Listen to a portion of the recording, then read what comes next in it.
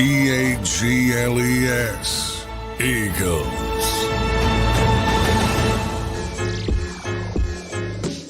An absolutely embarrassing game. Eagles completely dismantled in Tampa Bay, looking unprepared and completely incapable of playing without A.J. Brown and Devontae Smith.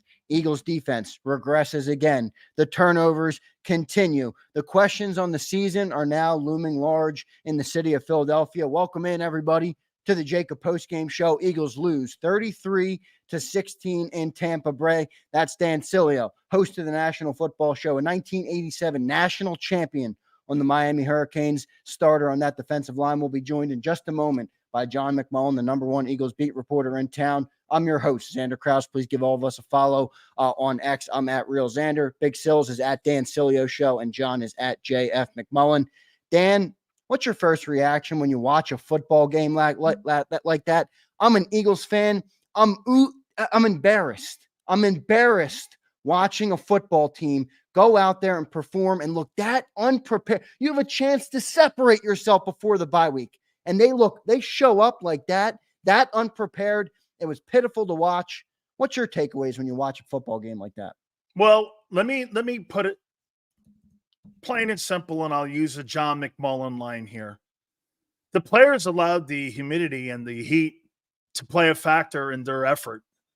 It was the worst tackling game I have ever seen, maybe in my entire life. They are the worst tackling football team in the National Football League. That's effort and want to. You know, it's one thing to sit there and look on the offensive side and go, they just couldn't get anything going. Well, you're not going to get anything going when Dotson has one catch, and you're expecting him to step in and be a #1 wide receiver. Okay. I mean, John kind of alluded to that. You kind of understand a little, not a lot, about the ineffectiveness of the offense, but there's no excuse for the defense. That was just plain out effort that you had a problem with. My problem was with the effort that you had in that game defensively. Listen, John alluded to it. Dude, when you got that many guys out on the offensive side, you kind of go like this. Shit, did you think they were going to get a lot of consistency? Probably not. Okay? But the defense, there's no excuse for Jordan Davis and Jalen Carter being a non-factor. The Bucs were one of the worst rushing teams in the league, and they methodically went up and down the field on them. Baker Mayfield looked like John Elway. Mike Evans and Chris Godwin were absolutely a mismatch to the entire secondary of the Philadelphia Eagles. And on top of that, the edge rushers, Nolan Smith and Bryce Huff, once again, SOS. I mean, I get it. Reed Blankenship was getting destroyed. Went out of the game. I don't know what his status is, but dude, that effort on defense, John, I'll say it to you, man. That's the worst tackling football team in the league.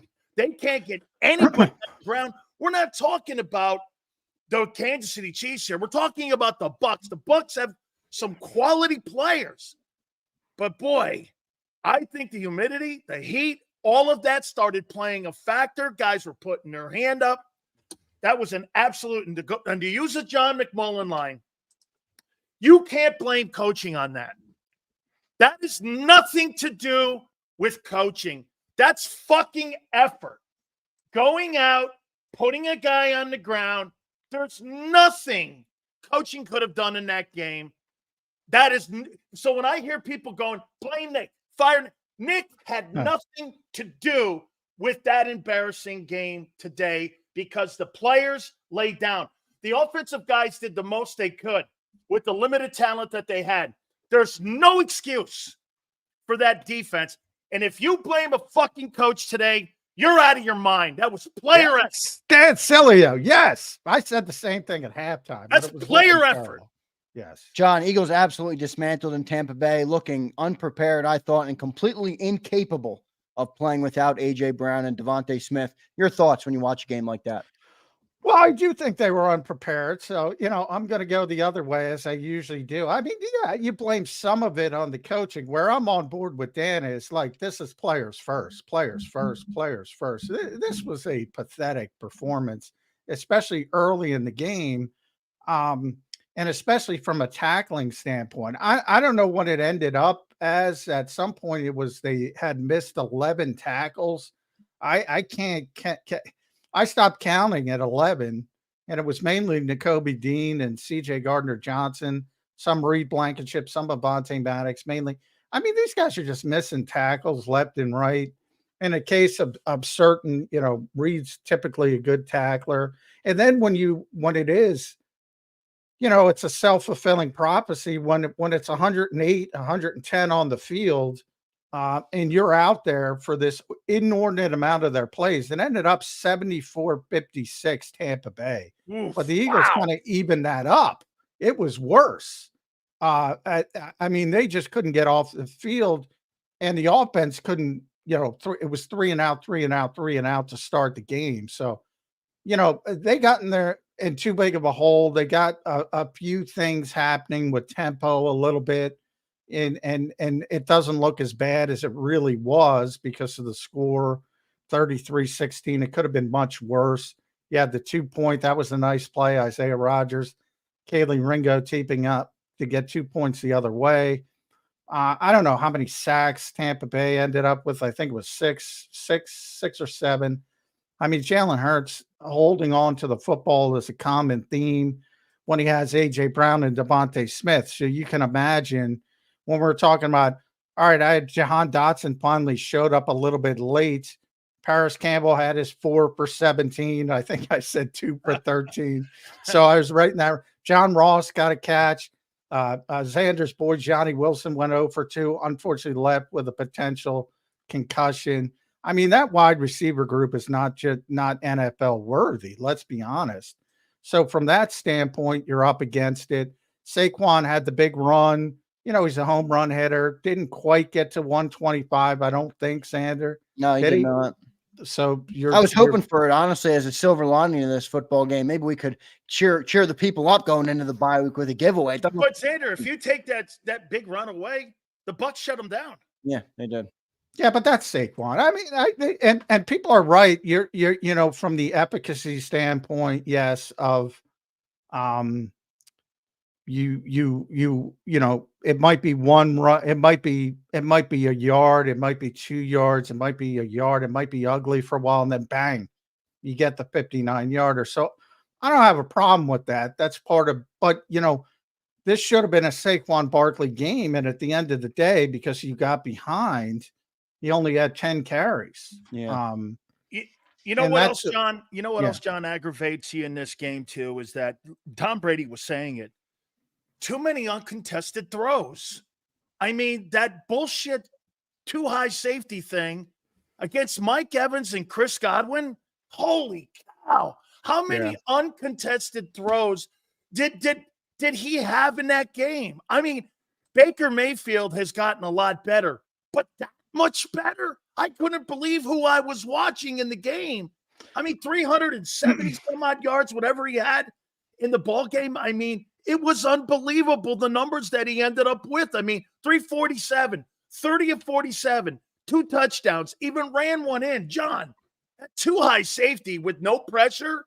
You're not gonna contend for anything if you don't come up with pressure or some way to rectify that. I mean, he's so afraid to bring blitz and pressure because he doesn't want to leave guys on an island. Jimmy Johnson says this all the time about zone defenses and those too high safety defenses. You're either going to have a quick death with man coverage or you're going to have a slow death with zone coverage. That was both. I mean, that was both today. They managed to do both. I mean, the game was never competitive. Yeah, it really wasn't, and it's a shame. They did, I did, Zander and I were talking about halftime. We wanted to see a little bit of life early in the second the half, first and drive, they at least did. Yeah, they at least did. They at least did in the first drive. And then the defense came back out. As you're right. So this is not going to be leading the Vic Fangio resume reel, this performance. And it's a problem. The tackling, the inconsistency. In theory, I think, if you look at individual players, we've kind of said this,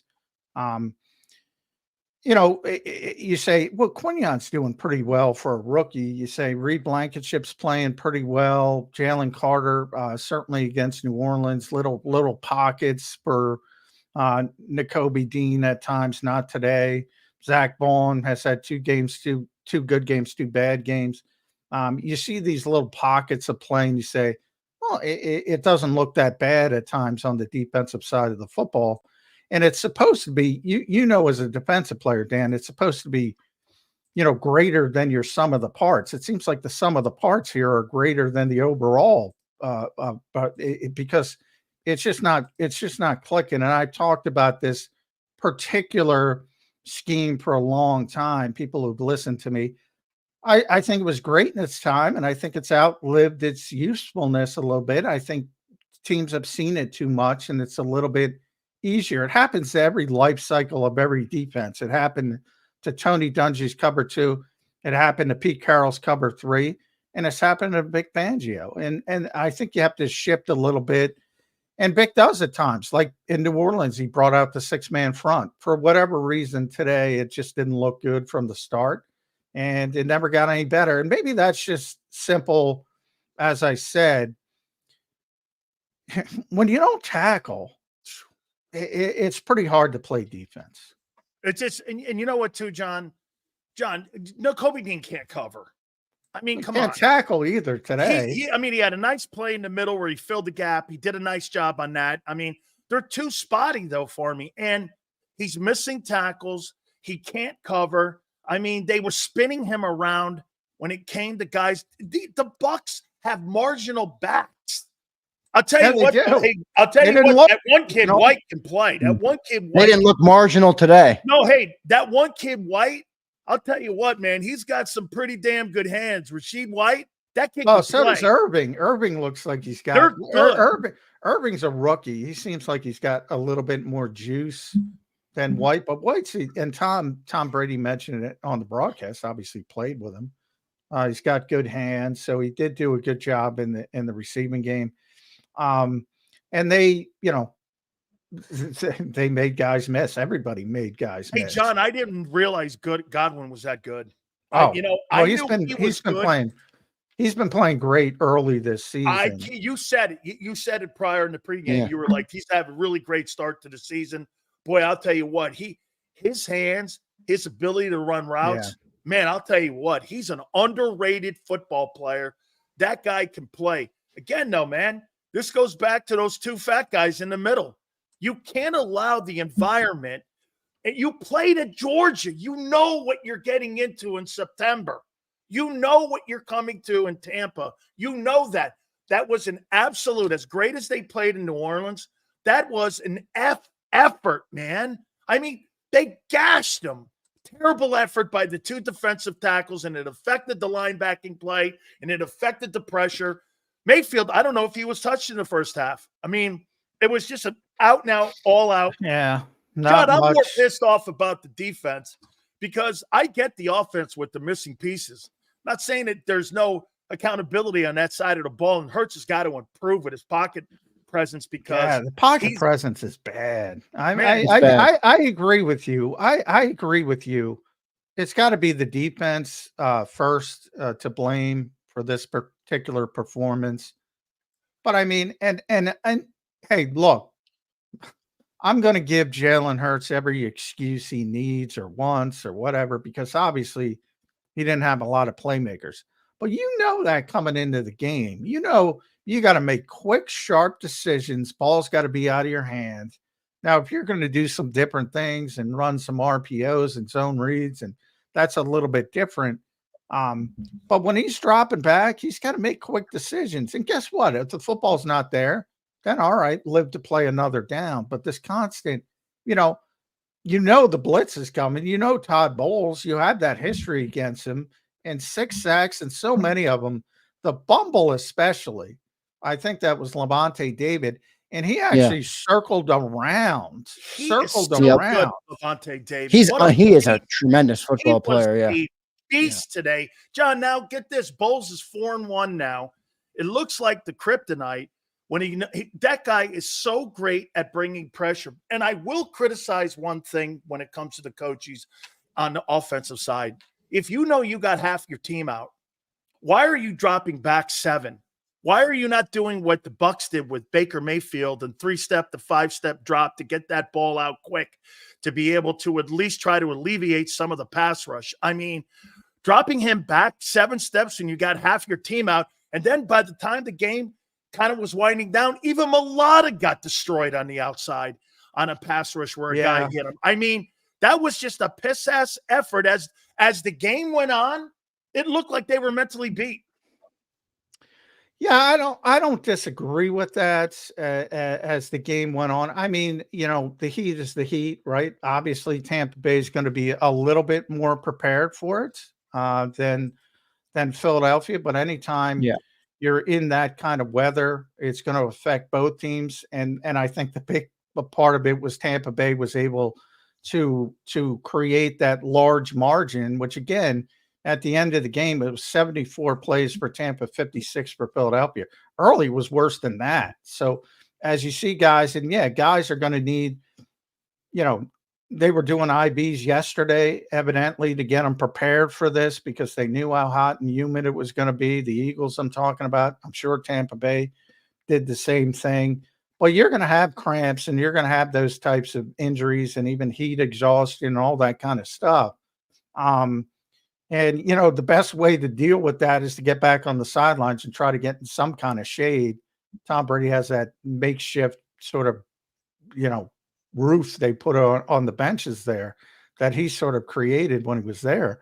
It was bad from that standpoint, but both teams are playing with it. And again, Tampa Bay is a little bit more used to it. So it's understandable that they have a slight advantage, but I can't really give that. It's same thing when we talked about the field in Brazil, because both teams are playing on it. Same thing when we talked about the field in the Super Bowl.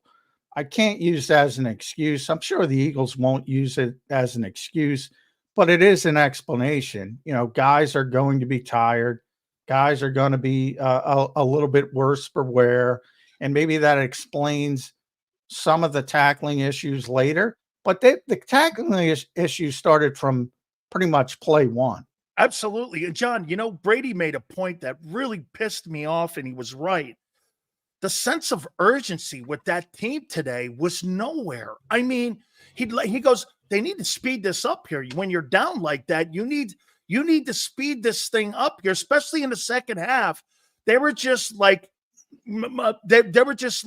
gallivanting to the line of scrimmage. They didn't have a sense of urgency.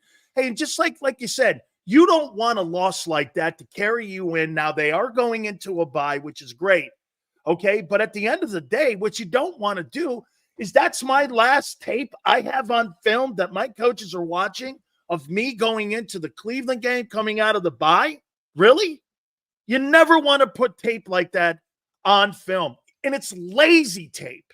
It's, getting beat by Atlanta. John, you and I could debate that shitty call or a call at the end of the game, and you and I could go back and forth on that. But getting run off the field with bad tackling and lack of effort, in my opinion, or how about this? I'm not lack of desire, but it's just they got worn out mentally and physically, and you watched it on their faces. Let me ask you this, John. Did you see anything different in that Eagle team today than you saw in that playoff game? Did it not resemble exactly that playoff game that you saw today? Yeah. I probably, if I was there, I was at the playoff game. I was not there today. I would have heard probably the same thing I heard last year from a high-level Eagles executive who said, fucking embarrassing. That's what it was in the first half today. And by the time it was the second half, all right, you can talk about this and that. That's extended garbage time. Like, and I got Green Bay and Minnesota up right now. That game's still going on. In that game, the Packers fell behind 28-0. They're still in the stinking game, biting and clawing. And there's a couple minutes left, and who knows what happens. In the modern NFL, look, I think it's fair to say the explanation for this is pretty obvious, in that you don't have AJ Brown and you don't have Devontae Smith. And so moving forward, you can't really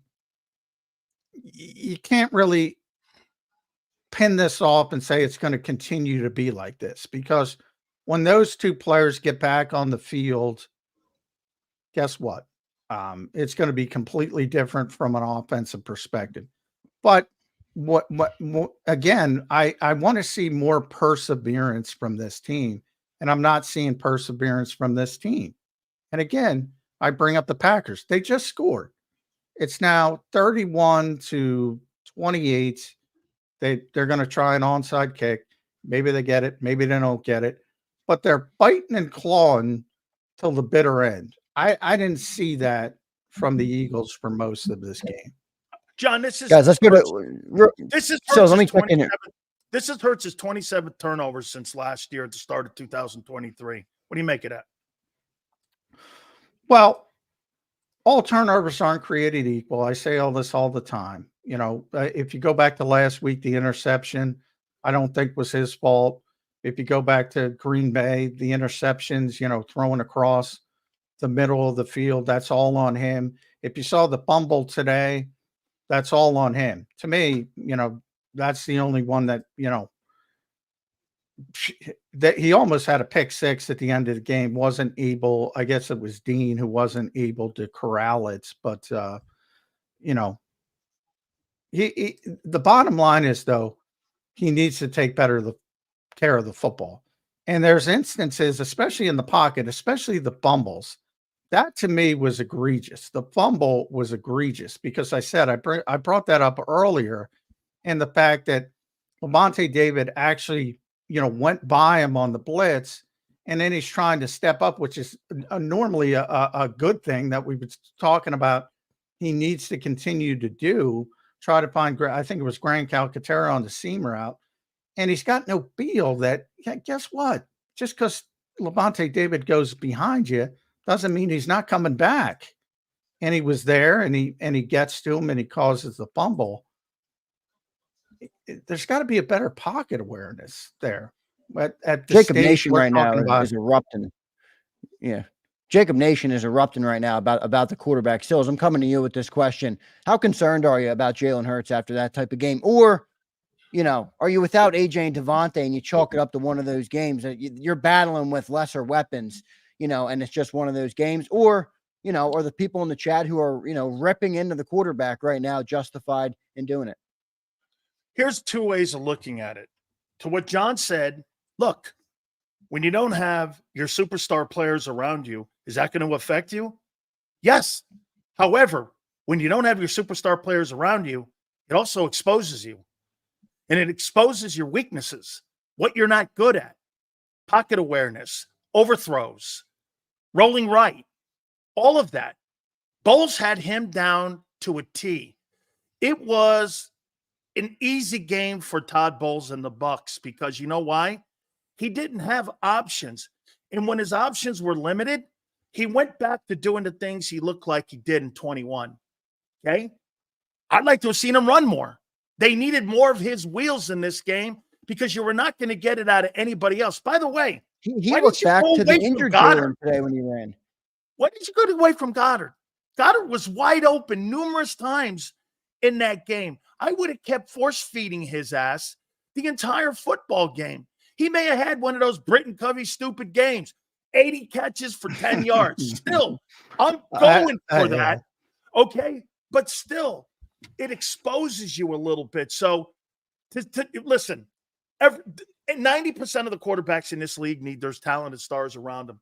There's like 5 guys in this league that don't have to have stars like Mahomes or Allen or any of these other guys.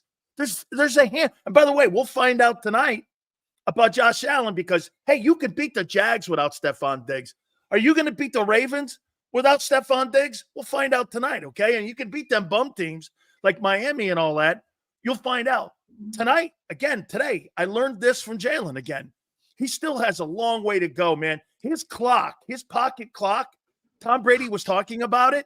He just doesn't have a feel for that Yeah, pocket, he man. doesn't. He doesn't. And we had Sal I Palantonio on this week. I mean, he broke it down perfectly. Jalen's pocket, the clock in the pocket is way too long. Right now, Hurts 3.2 seconds to throw, second longest in the NFL and longest of his career. So it doesn't seem like it's getting better. Xander, but today, Xander, when you have inexperienced wideouts, right, those routes are going to take longer to develop versus a guy like AJ and Devontae. Yep, John, I'll come to you. Your concern level on Jalen. I mean, I know, look, you don't have AJ Devontae. You're not expecting him to be able to throw the ball all over the yard like he does at times when those guys are out there. But your level of concern on QB1 right now, it's a lot of turnovers. And really, you're not seeing elite level play from Jalen that we've seen. Yeah, I don't think, Dan mentioned a couple of the quarterbacks that can uplift their teams. Patrick Mahomes being number one. You've seen Patrick Mahomes struggle in the past. Josh Allen, you've seen him struggle with some of the recklessness trying to pick up his teams. Look, I say it all the time. I've seen Jalen Hurts pick up this team and drag them across the finish line when they're not playing when they are playing with A.J. Brown and Devontae Smith, and they haven't been playing well. You go back to the Super Bowl season. Everybody's got this revisionist history, like everything was great, nothing went wrong. They were playing terrible in Indianapolis that year. He drug them across the finish line by himself. They were playing poorly in Houston. He did a lot of things himself. So he's capable of doing that. But what I don't see is elevation of lesser players that I saw from, and this is an unfair comparison for everybody because he's one of the best of all time. And that's Aaron Rodgers, who would elevate. It didn't matter who it was a receiver in his prime. Those guys were going to put up numbers. They were going to make plays. He would elevate them. Do I see that from Jalen Hurts? No, this was a perfect opportunity to do that with, he had the one seam pass that was nice to Grant Calcaterra, had the nice, extending play, finds Paris Campbell in the end zone. You finally get Jahan Dotson involved a little bit late in the game, but it was already over at that point. Johnny Wilson had 2 targets, wasn't able to get a catch.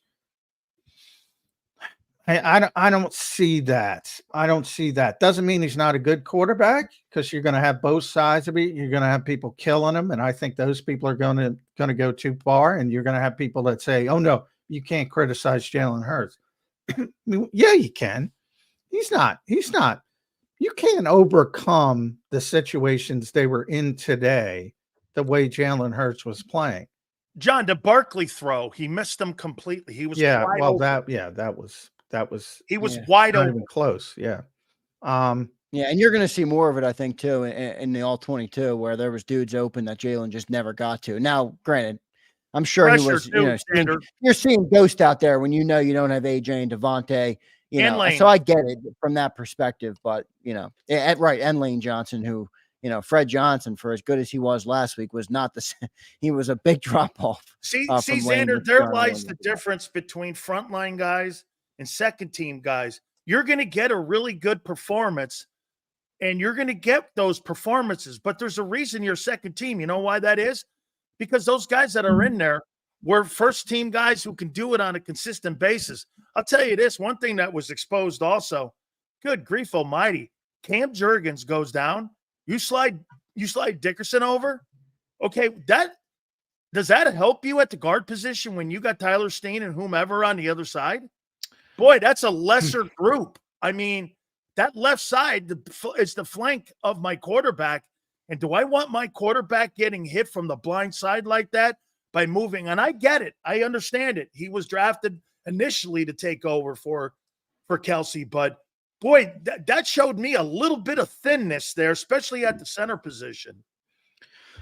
Well, yeah, I was a little surprised it just didn't go with Nick Gates, so that's a little bit of a surprise. I don't know what the thought process. That's why that's one of the reasons why you want to be at the game, because that's strange to me. That's strange because typically, and I mentioned it before the game, when a bunch of people ask me, why not kick Mekhi Becton out to right tackle to replace Lane Johnson? And, Makai's a natural tackle and put in Tyler Steen.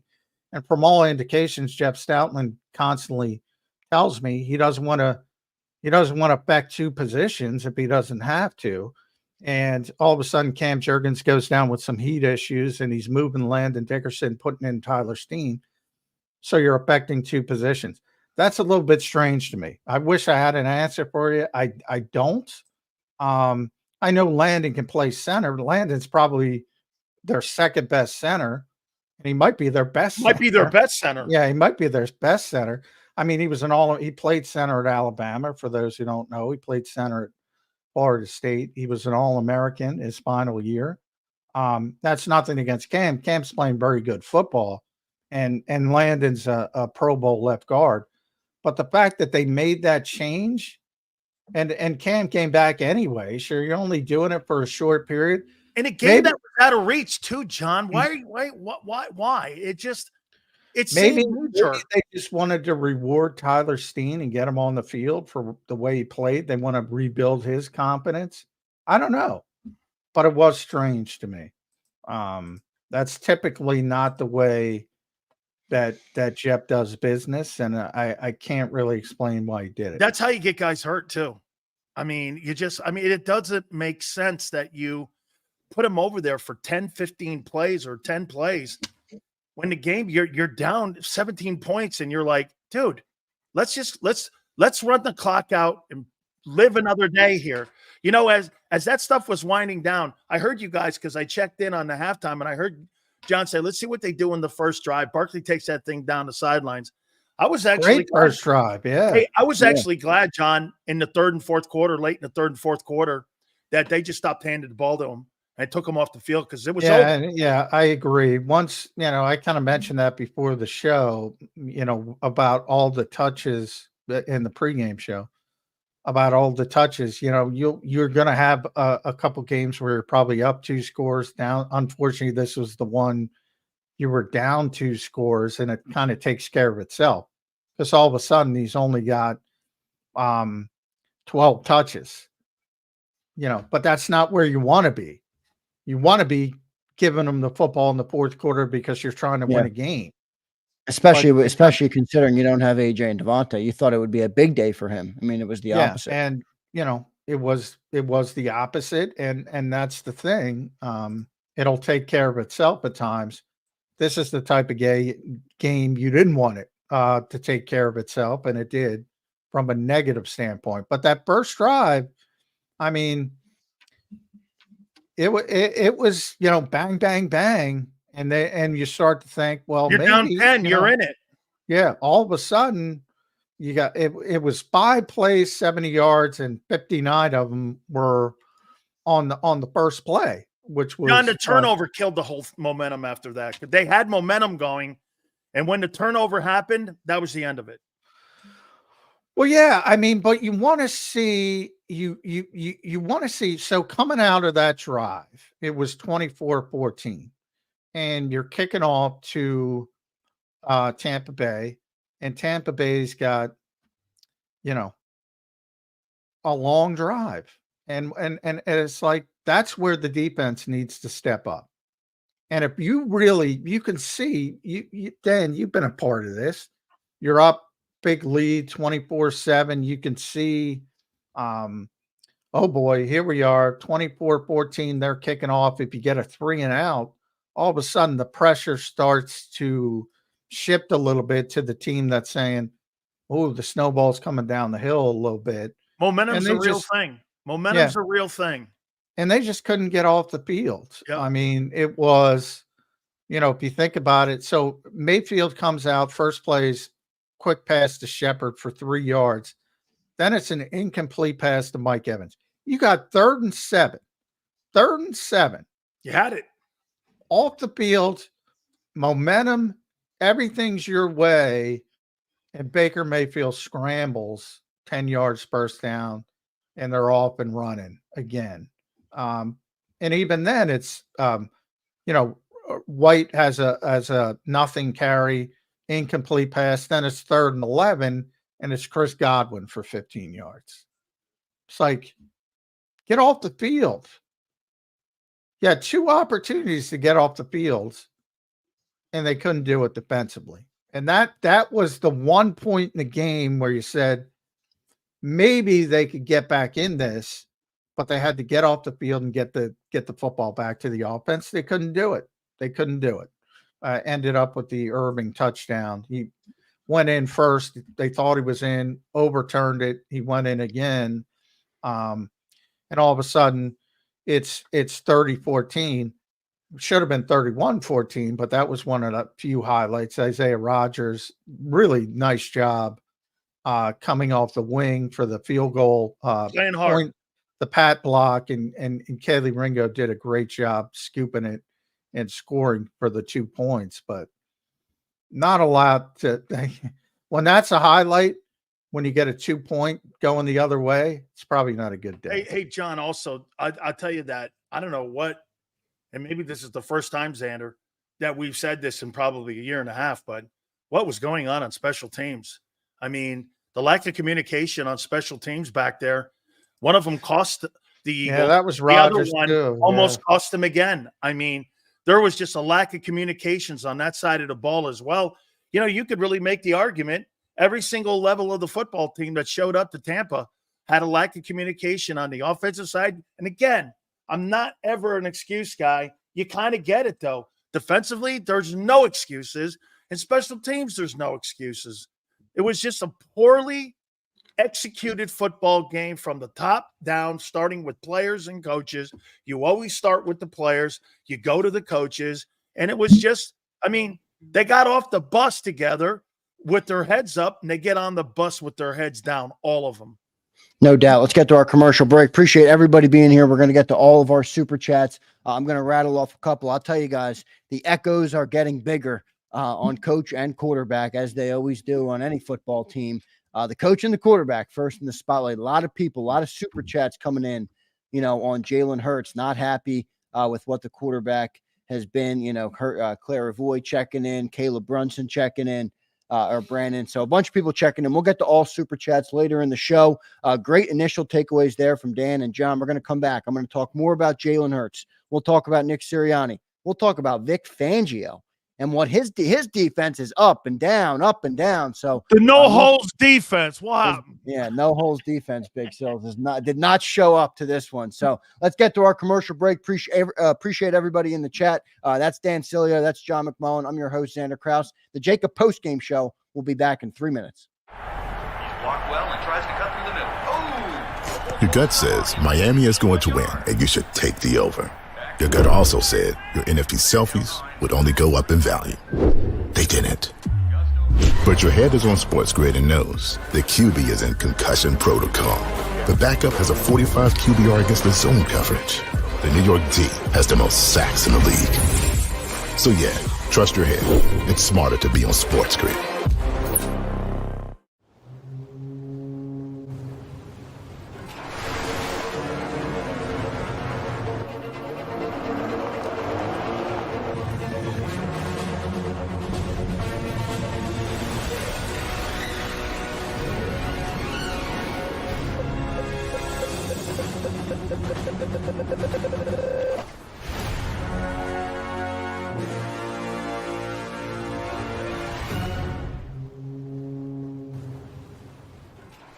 Score and save in Southeastern PA and Delaware with Colony Pools this football season, and let the experts close your pool with a custom Merlin safety cover in green for the birds. And if you join our Winter Watch team, we'll give you another 20% off, and Colony Pools will handle it all. Keep your tiles on your pool, not in your pool. Fly with Colony right now, birds fans. Visit flywithcolony.com.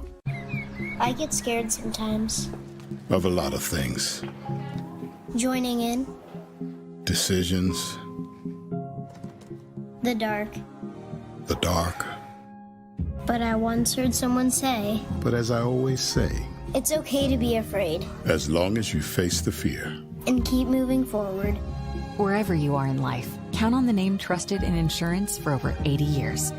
Independence Blue Cross. Hi everybody, my name's Jason Lombardi. I'm an inspector at DryTech. At DryTech, we offer 3 major services, the first one being basement waterproofing. The second service we offer is foundation and structural repairs. And then the third service that we offer is mold remediation.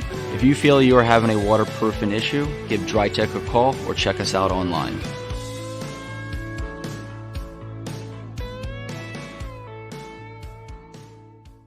Heading down the shore, have a ball once more. Here, imaginations run wild and time stands still. Because here, you can find the best of the Jersey Shore, all on one 5-mile island. So leave the old you behind and get lost in the woods. Wild, wild, wildwood days. Plan your stay in the Wildwoods today. EAGLES, Eagles.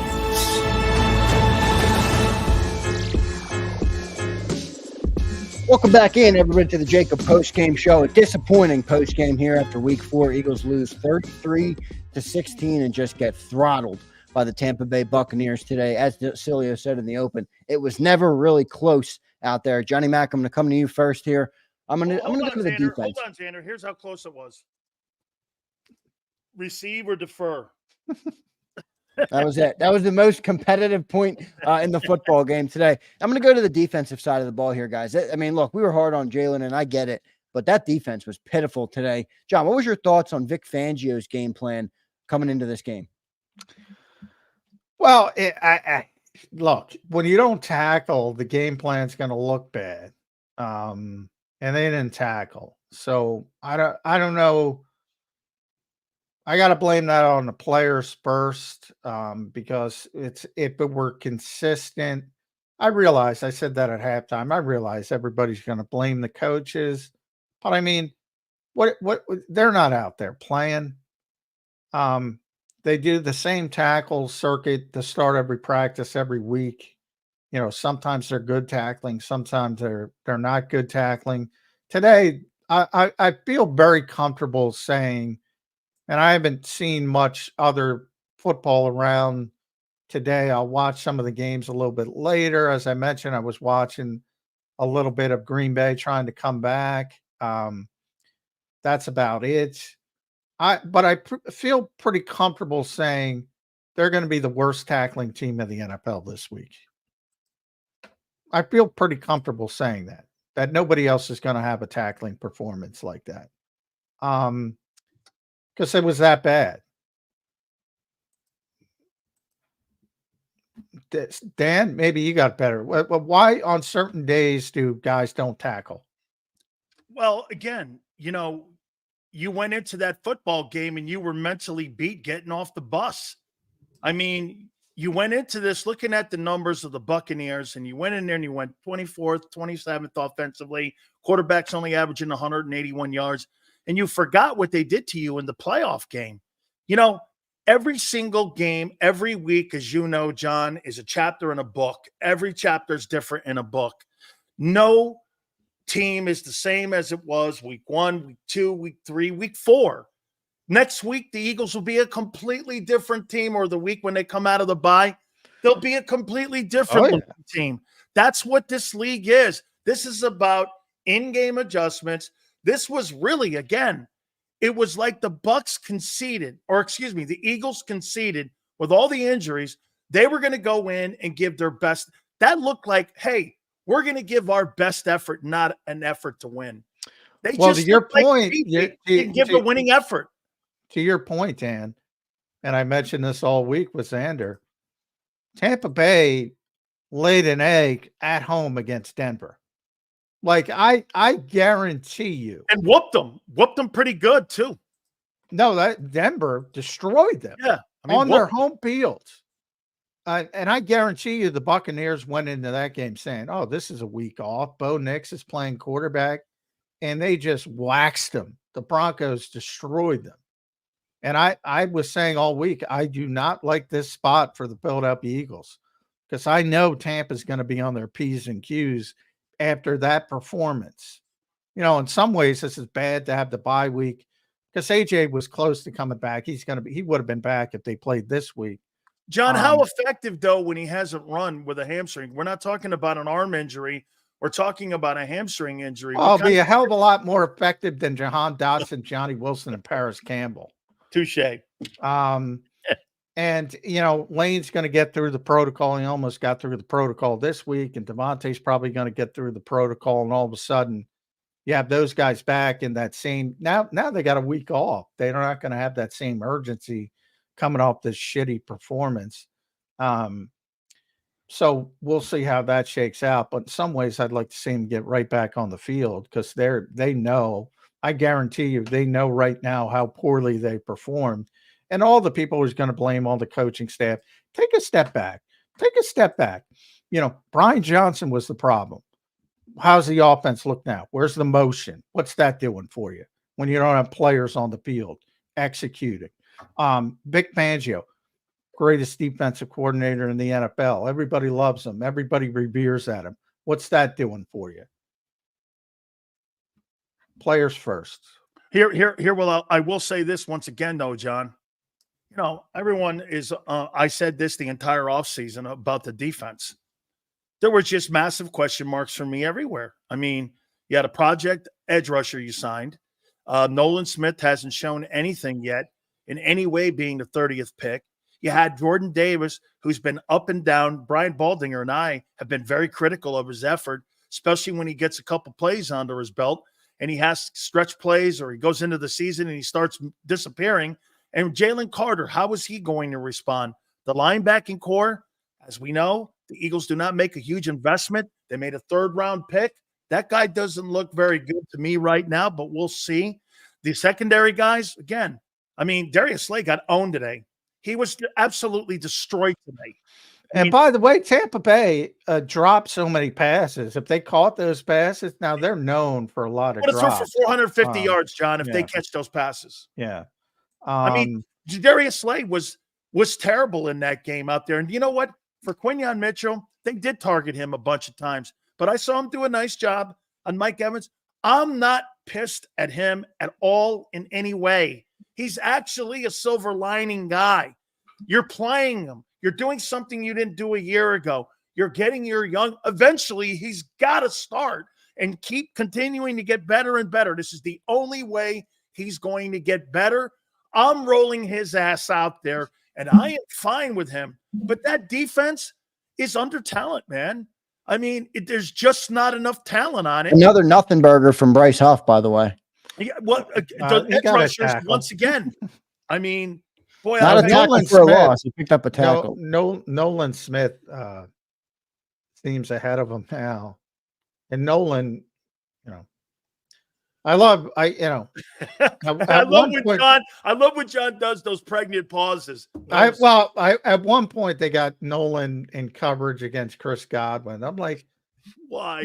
Now granted, it's a curveball, and you're trying to, fool the quarterback, and I have no problem throwing a curveball occasionally. But boy, when you do get those matchups, like, what are you doing, dude? You're out thinking yourself. When you develop a scheme and say, I'm going to put Nolan Smith, and he's going to be forced to handle Chris Godwin on a particular play.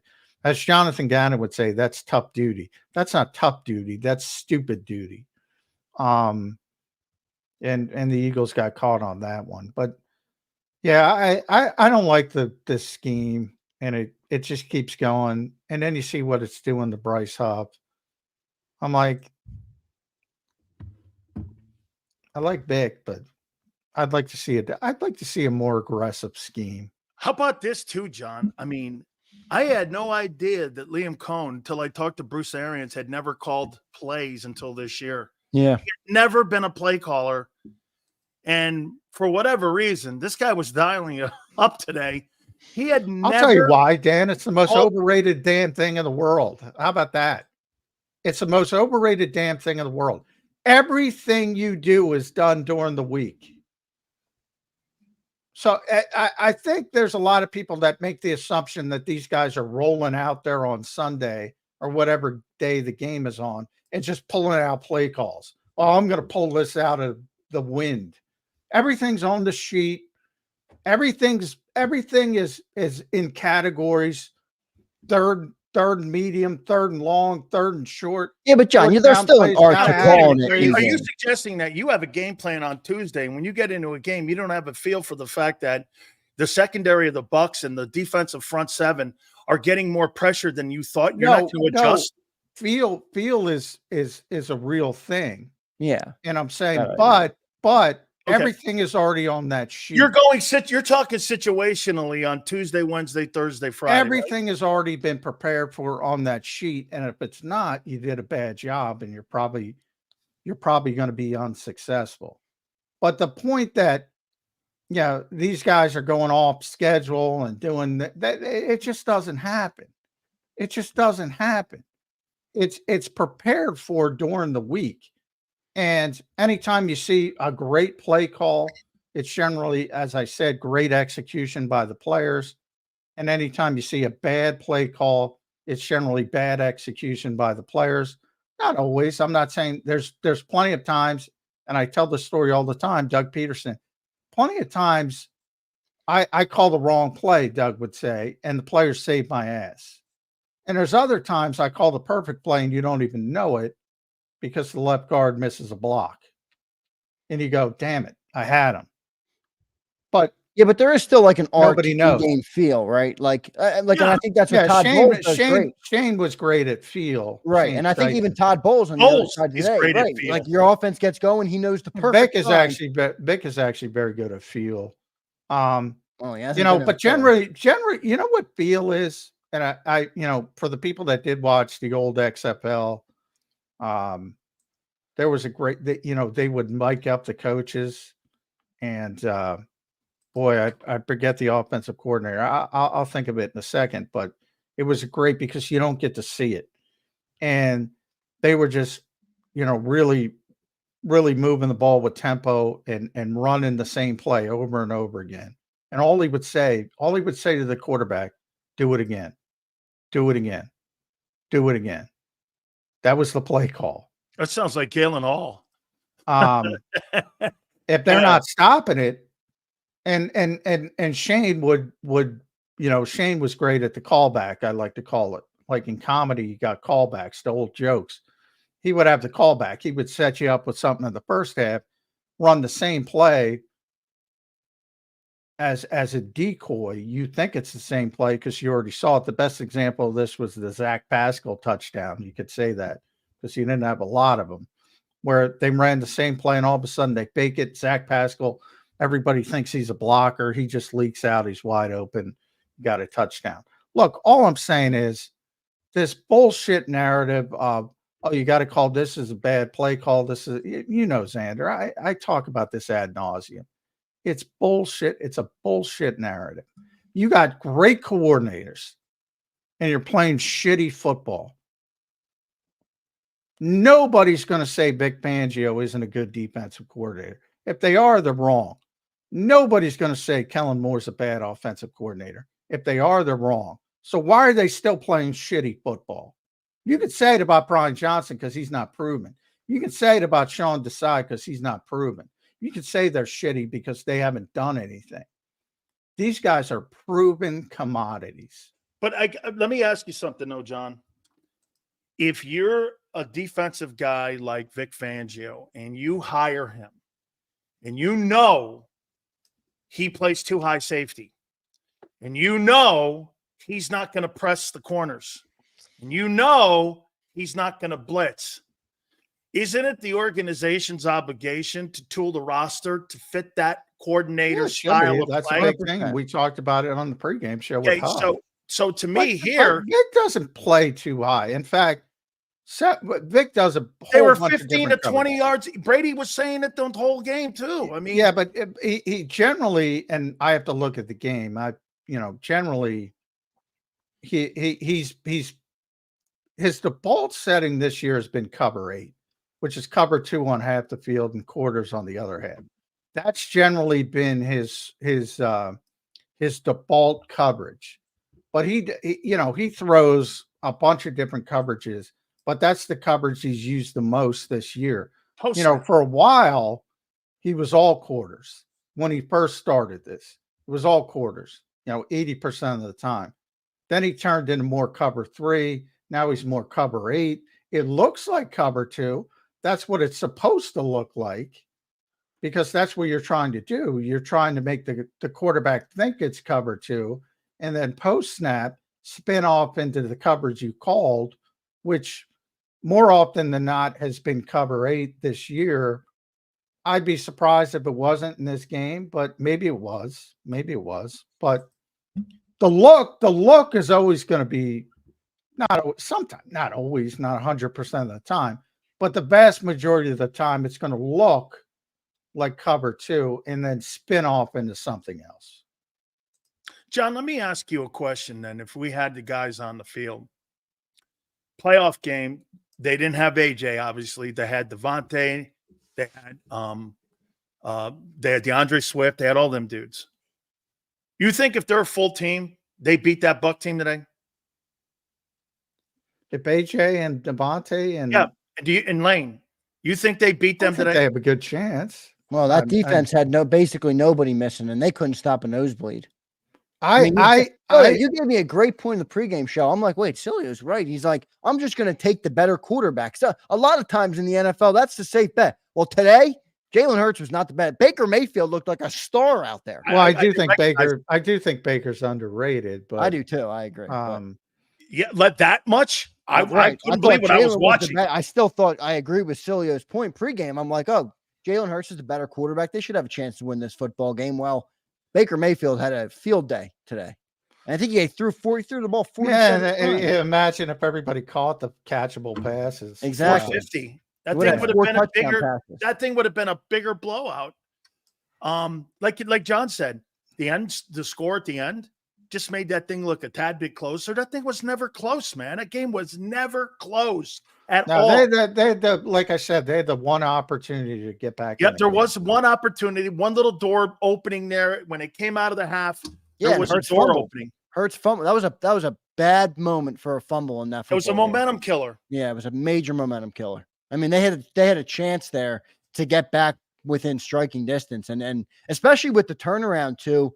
Where Keely Ringo returned the 2-point conversion, or it was a blocked point after, but it turned into a 2-point conversion. That was really a momentum swing as well, because it should have been a 3-score game there, and then it became a 2-score game again. Yeah. But the Eagles just never capitalized. Guys, let me ask you this: are you disappointed they're 2-2 heading into the bye? No, I thought they would struggle a little bit early this season, and the goal was to get better. Last year, what did 10-1 get you? Not much. I mean, Right. You want to be playing your best football at the end. Look, I can't be, while at the same time, I can't be upset they lost the game. Circumstances have dictated also this 2-2 start. I mean, yeah, I can't be upset they lost the game without AJ Brown, Devontae Smith, Lane Johnson. I can't get upset about it. Look, I thought it would be closer. I didn't think they'd be this bad defensively. I had 2017 Tampa winning, so I didn't think they'd be this bad defensively. I thought they'd be very clunky offense. They're clunky offensively without AJ Brown, even when they have Devontae. So I thought that part would be clunky as usual, and it was. And now when they get them back and they get everybody else back, it'll get better. How much better? But I didn't like this spot, even if they had everybody. That's why I said typically, if they have AJ Brown, Devontae Smith, Lane Johnson completely healthy, typically I'm going to predict they beat Tampa in this spot. But that Denver game, that changed it all for me, because what you were just saying, Dan, this is a week-to-week league. Yep. And you make overcorrections. And Tampa Bay played so poorly against Denver at home, they were going to be locked in. And they were locked in from play one. It proved to be right. They were locked in. And they played well on top of the Eagles playing poorly. So when you have that, you have the kind of performance you had today. Remember this, John. Tampa Bay is built to be inconsistent right now. They're just, I mean, they Well, could but lay still, another we could 8 say next the same week. thing about the Eagles. They could. I'm not saying they're not. I said No. that at the beginning of the year that they've made for. I'm not a. They have a championship style in a championship offensive roster, in my opinion. That defense is 2 years away. I think that defense is going to be good next year, not this year. You're hoping it's better by November and December, so it gives you a shot in January. But to me, I never thought that defense. Now, you were awful last year in pass defense. Today, you were awful in pass defense. But like John said, you're not looking at that defense. Remember what Vic Fangio said in the preseason? What do you think of your defense? Wake me up in week 8 or 12 or whatever it was. Let me know then how good we're going to be, and I'll let you know then. Anybody with a brain knows. Just like Kansas City last year, John, when they had all them wideouts they were trying to work in. They were playing like a 7-win team. Beat at Arrowhead by the Raiders, a shitty Raider team. And then they end up playing like champions on a 14-win team at the end of the year. You're hoping for that. Right now, that defense, here, first 4 weeks, here's the trend. You cannot stop the run. You did it great in 1 week. You have problems covering backs and tight ends out of the backfield. You play so far off the ball, the underneath pass. They were, like Prince said in here, You can't tackle either, Sills. Add that, make that number one. Well, that's If you're going to play, destroyed by the underneath passes and the missed tackles today. They were destroyed. yeah, if you're going to play soft, you better tackle when they catch it, and they didn't tackle. You have to have, and like John said, if you're going to play, this goes back to construction of the roster again, Zander. If you're going to have that kind of style of defense, you better have some of the best open field tacklers on and in the league for you to have that style. For you to have a cover corner who basically can't cover and hit like Isaiah Rodgers ain't going to get anybody on the ground. Hoss, you better be a sure tackler. How many times did you see those guys over pursuing? Like even Quinyon Mitchell, he put his head down, overran a play. Now, it's okay for a rookie. I get it. It's going to happen. Pursuit angles. He's going to get better at it. But, dude, like John said just now, if you're going to play that kind of style, you better have some of the best open field tacklers in the league. Here's my problem with the Eagles. We're through 4 games here, and I threw the opener out because of the shitty field. I don't think you can evaluate it properly. Which, as we get more context, becomes questionable. No, I still throw it out because what are you evaluating? Yeah, but I'm saying if they go 5 straight games on a good field And where no they look the same as pressure. they did on the bad field, Yeah. it's like, was the field the difference? I'm Pressure's saying- been, and pressure's then been a problem. Pressure's then been a problem all year. Then I'm saying week 4, and you don't have AJ, you don't have to, like, it's hard to evaluate this team right now. You know, did they play shit? What I can evaluate is their depth stinks. Yeah. And they need everything to be perfect if That's they want right, a chance John. to win. John, Yeah. are you kind of shocked at the depth that not being as quality as it's been? Because 22 was tremendous depth. They're far from that 22 group where they had that kind of depth at pretty much almost every position. Because now, man, you lose a guy, you're sliding over a $20 million offensive guard to play center. I was like, what? Holy cow, what's the depth level they got even in the O-line here? I mean, Well, I'm more concerned about the receiver receiving depth. core. Yeah, I mean, that's ridiculous. That's not NFL caliber. Those You are know, practice squad guys. John Ross hasn't played an NFL game since 2021, and I think if he was here, I think, you know, in short order, he'd probably pass certainly Johnny Wilson and maybe even Jahan Dotson. You know, Paris Campbell's your best receiver on the field today. Oh. I mean, how is that possible? How is that possible? Well, your top 2 guys are making $55 million. That's how it's possible. They chose to have 2 great ones, which I'm not going to fault them for. Now, I'm not going to fault them for that. But the depth, I mean, they have no depth, but you can't have it all. I mean, you can't have But you have to have 2 guys confidence. who are top 12 in the league, but and then also Xander, have 3 down roster that are But you just have to good. have competent. Well, You do, but how many teams? Yeah, have- I'm not when you get to talking the about. third, I'm fourth, not. and I'm fifth- not talking about replacing AJ Brown for another. I constantly No, say you can't They're replace talking players about like that. competent. Dude, get Yeah. this. Nobody's great in Kansas City, but every guy in Kansas City's competent. Well, you know who makes him competent? Well, welcome to the $50 million club. Yeah, If you're that guy, like John said, you make that fucking guy better. that's part of it, no That's doubt. it right there.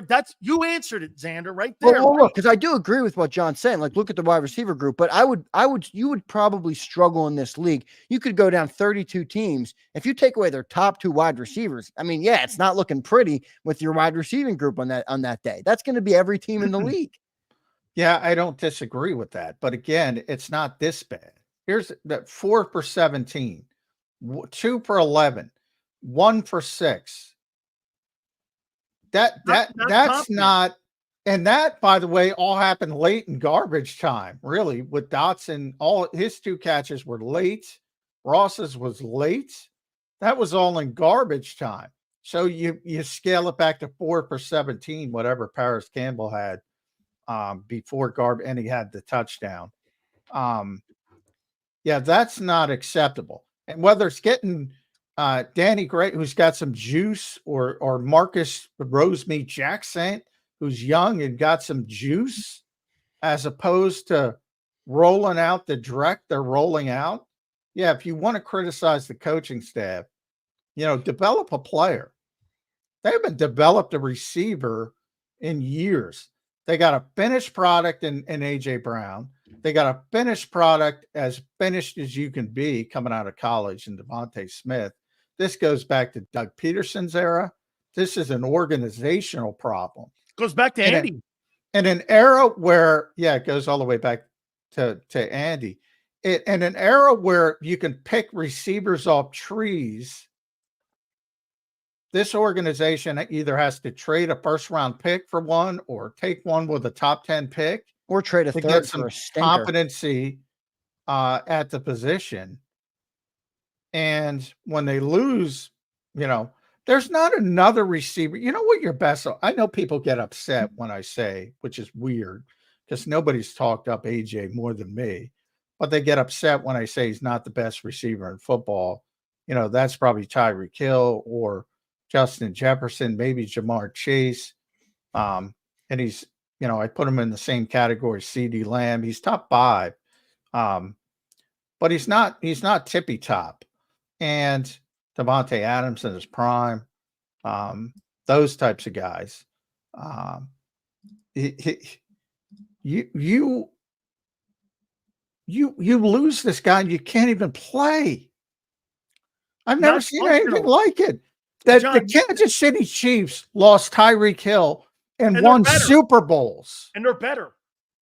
Well, then now we're shifting the conversation. Now we're getting, though, is it Jalen Hurts, who's not elevating? Not everybody is going to be top 5 caliber of talent. The guys in Kansas City aren't. The guys in Buffalo aren't. Those are elite quarterbacks that are making guys who are just guys look a lot better than they are. Is that the problem here? Is it the guys that are 3, 4, and 5, or is it that they're just not being elevated with the guys? Let me tell you why Green Bay is the factory of quarterbacks. Wide receivers don't make their quarterbacks up there. The quarterbacks make the wideouts. Do you know in the last 43 years, the Green Bay Packers have drafted 1 first-rounder? The rest of them have been all late rounders. Devontae Adams was a second rounder.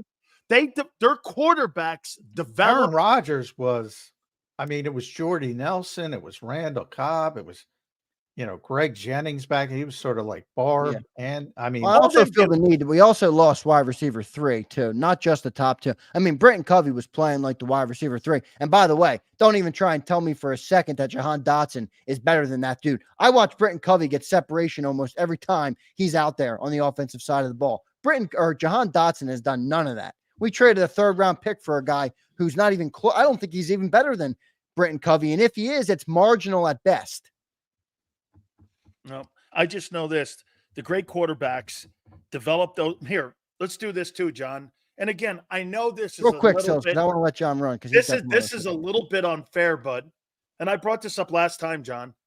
Look at the wide receivers Tom Brady outside of the Tampa experiment won Super Bowls with. Yeah, Julian Edelman, Amendola, finally got Randy Deion Moss, Branch, and they and had they a didn't win with historic Moss.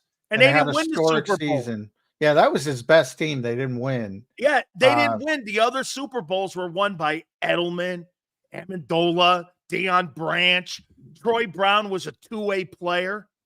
Great quarterbacks, Zander, in my opinion, are the guys who develop and make other guys around them better. To John's point, even if you're a stiff, your job as a quarterback, in my opinion, is to make D students into C students into B students, and B students into A students. That's why you're making $50 million. Yeah, and we got. I think it's a we don't have problem that this team can't play offensively at all. No shit. Without Yeah. AJ Brown. Dude, at it's all. the wheels come off. At all. It's clunky, it's ugly, and people blame Brian Johnson, people blame Nick Sirianni, people blame everybody they want to blame. Now it's Kellen Moore. They can't play offense without AJ Brown. That is a stinking problem because there are other good players on this team and they should be better. And maybe you got to start looking at the quarterback. John, before we let you go, I want you to put a wrap just on, your thoughts on the day. But I do have a question because Sills, I thought, brought up a good question. You're going 2-2 into the bye week. We don't want to sound the alarms because we saw what being 10-1. Not a problem at all because you should have lost this game. But here's the question. Just are the problems that we're seeing now with this team, when you view, are they not all problems are created equal. Are they problems you look at and say that team can get this right and make a run? Or are they problems you look at and say, this isn't a Super Bowl team. These problems are way bigger than we're chalking them up to be, and they're not going to fix these problems for the end of the year. Well, I think some of them are bigger than we're letting on. You could argue, and I saw people crowning Minnesota when it was 28-0 today, and they almost lost with a 28-point lead with the, and I talk about Brian Flores all the time. Sills talked about him. I love the guy. They gave up 400 passing yards. They were leaking oil. They hung on by the skin of their teeth. So who's great in this league that you can't overcome if you're playing your best football at the right time? Are the Eagles a Super Bowl contender right now? No. Can they be one in December when it matters? Yes.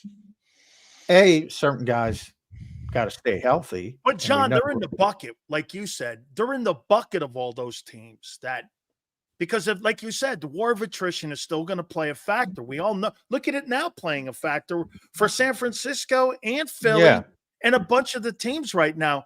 Ask yourself this, Zander. If you were going to put teams, 10, 15 teams in a bucket, or maybe even 7 teams to win the NFC, would the Eagles be one of them? They should be. I would put them in there. The NFC, I mean, who do you think is really a dominant team in the NFC? No, look, they're going to be because they have the talent. But I tell you what, the NFC's looking. Look, there's no great team, but Falcons bounced back today with a win. The Saints looked competent again. The Packers, as John just mentioned, fought back. Minnesota's all of a sudden here. I don't think the Niners are as bad as they've been. I don't think the Lions are as bad. Okay. The Eagles, if they don't fix some of these problems, they'll be struggling to get into the playoffs. I still think they're in the bucket. But so many of the problems are solved by the presence of A.J. Brown, Devontae Smith, and Lane Johnson. Bang. There's just a whole bunch of problems solved. Hey, Zander, I think you found out there with those 3 guys gone. Those aren't just 3 dudes. They're 3 of the most elite guys. It didn't take me for me today. Wait, no. I'm not saying that. I'm just making a point here is that we're not talking about, like John said, the 3 best players on the Eagles. You're talking about the 3 best players, arguably at their position in the league. That is I can have the best defensive tackle, but he may be the 20th guy in the league. Right. You're talking about the 2nd best offensive tackle, the 3rd best wideout, and you could flip the cards on that one. These aren't just dudes that weren't on the field today. They were some of the greatest players in the game today. No doubt, John. I think what, and I got to go, as you said, Xander, but I think what people should have learned today is you probably overrated the depth on this team. Yes. Probably is an understatement. John, just your final thoughts before we let you run. Yeah, disappointing. You want to see him persevere a little bit better. Not a surprise they lost this football game at all. A little bit uglier, so the style points aspect. But guess what? Ugly, pretty, loss is a loss, win is a win. Um, they lost this game. Probably should have lost this game. Not the end of the world. You get those three guys healthy. You start peaking at the right time, hopefully. But that said, they need to fix some stuff offensively, certainly defensively. Consistency is a problem on the defensive side. They're going to overcorrect when they do get the players back. And it's a bad week to have a bye week, not only because it's so early, but you want to get back out there to correct some of these issues, and they're not going to be able to do it. They're probably going to overcorrect and be better tackling coming out of the bye against Cleveland. And we'll see how that shakes out. But they need more consistency defensively. Obviously, they need a better pass rush. It's getting to the point where, if Bick's not going to use them, I don't know if Howie's got to walk into the office and have that difficult conversation and say, look, I paid this dude $51 million. Figure it out. Be the bad cop. So they need to fix some things on both sides of the ball. Offensively, in a weird way, I'm not as concerned because I think that has more to do with the players that were out. Good stuff, Johnny Mac. Let's get to our commercial. John, thanks for joining in, man. You can drop up at it. Drop out of here. Thanks for doing it today, brother. Thanks, guys. All right, see you. There's Johnny Mac joining us on the post-game show. Good stuff from Johnny Mac. We'll get to a commercial break, and we'll come back. You know what? I'll wait. I'll do the commercial break sales at the bottom of the hour here before you get out. I'll get your final thoughts. I do want to run through a couple super chats, but I'll tell you what, Big Sills, I think these problems are bigger on this team. I think these problems are bigger than problems that you look at and say, okay, we can fix that by the end, or we can we can get this right by week 10 and make a run in the playoff. Isolate the problems, though, because I do think not all the problems are equal here. I do think that availability has a lot to do with the talent on the offensive side. Now, Zander, here's the one thing that I am with Hurts. I was never a guy that thought he could carry a team. No, some of the people are shocked when they see he can't do it. That's why, for me, when the guys are out, I tell you flat out, that's not a player that's going to elevate other players around him. He doesn't do it. What would make me think now all of a sudden that I'm disappointed in something I've been saying for 4 years? I've never thought he was a guy that could elevate Paris Campbell. He's not elevating Paris Campbell. He's not elevating Jahan Dotson. He's not doing any of that. It's not who he is. He needs star players around him like Dak Prescott, like Brock Purdy, like some of these other guys do, because he's not good enough. Yeah, but Sills, I wonder if, and this is going to be a crazy comment, but I wonder if even you're overrating the quarter. I mean, dude, Sills, you tell us all the time, Jalen's not an elite quarterback. Jalen, is more of a system guy. And Can't read a defense. Sills, we are not talking about not elevating people. We are talking about the offense bottoming out. The bottom falls out from under them when they lose one wide receiver. Why do you think I goof on him by saying Tyrod Hurts sometimes? I mean, I've been talking this way for 4 years. I'll tell you what, there's a lot of people. He's a really good player. Is he a guy who is an elite? And people, let me tell you this, that Super Bowl appearance, no doubt about it, has jaded people's opinions, just like it did with Garoppolo, like it did with all the guys who have gone to the Super Bowl, like Rex Grossman, or people like that in the past. It's a hat hanger. But at the end of the day, when you look at him, do you look at Jalen Hurts and go, that guy, without talent around him, can carry my football team for an elevated period of time in games? He did in the fourth quarter against the Saints. It was a great comeback. Can he do it for 60 minutes? Obviously, today that was on display. He was terrible. Baker Mayfield was 10 times the quarterback he was today. Baker Mayfield they weren't even in the same league today. Baker Mayfield showed Jalen Hurts up. Geno Smith is out playing him right now. Still, there's a lot of quarterbacks in the league that are outplaying Jalen Hurts right now. A lot. Jalen Hurts, you could make an argument Jalen Hurts hasn't been a top 20 quarterback in the NFL this year. Do you remember the topic we did when I said that Baker Mayfield, who you taking in this game, and I did it during the week, and I showed you the numbers, that he had outplayed him in the last, since December 6th of last year, he's outplayed him. Guess what? Now he's 2-1 versus him. He's got a playoff win. In the last 2 games Baker Mayfield has played against Jalen Hurts, he's annihilated him. Now, is this the second game in a row he's put plus 30 points on the Bucs, or on the Bucs that put plus 30 on the Eagles? You know, here's something else that was disappointing. When I watched the playoff game and I watched today, there was nothing different. It was the same shit. Nothing looked different or changed from 23. You know, people get on me for referencing 23. Did you see anything different today from 2023? I think it's gotten worse. Okay. I think it's gotten worse. His play? I don't think he's elevating anybody.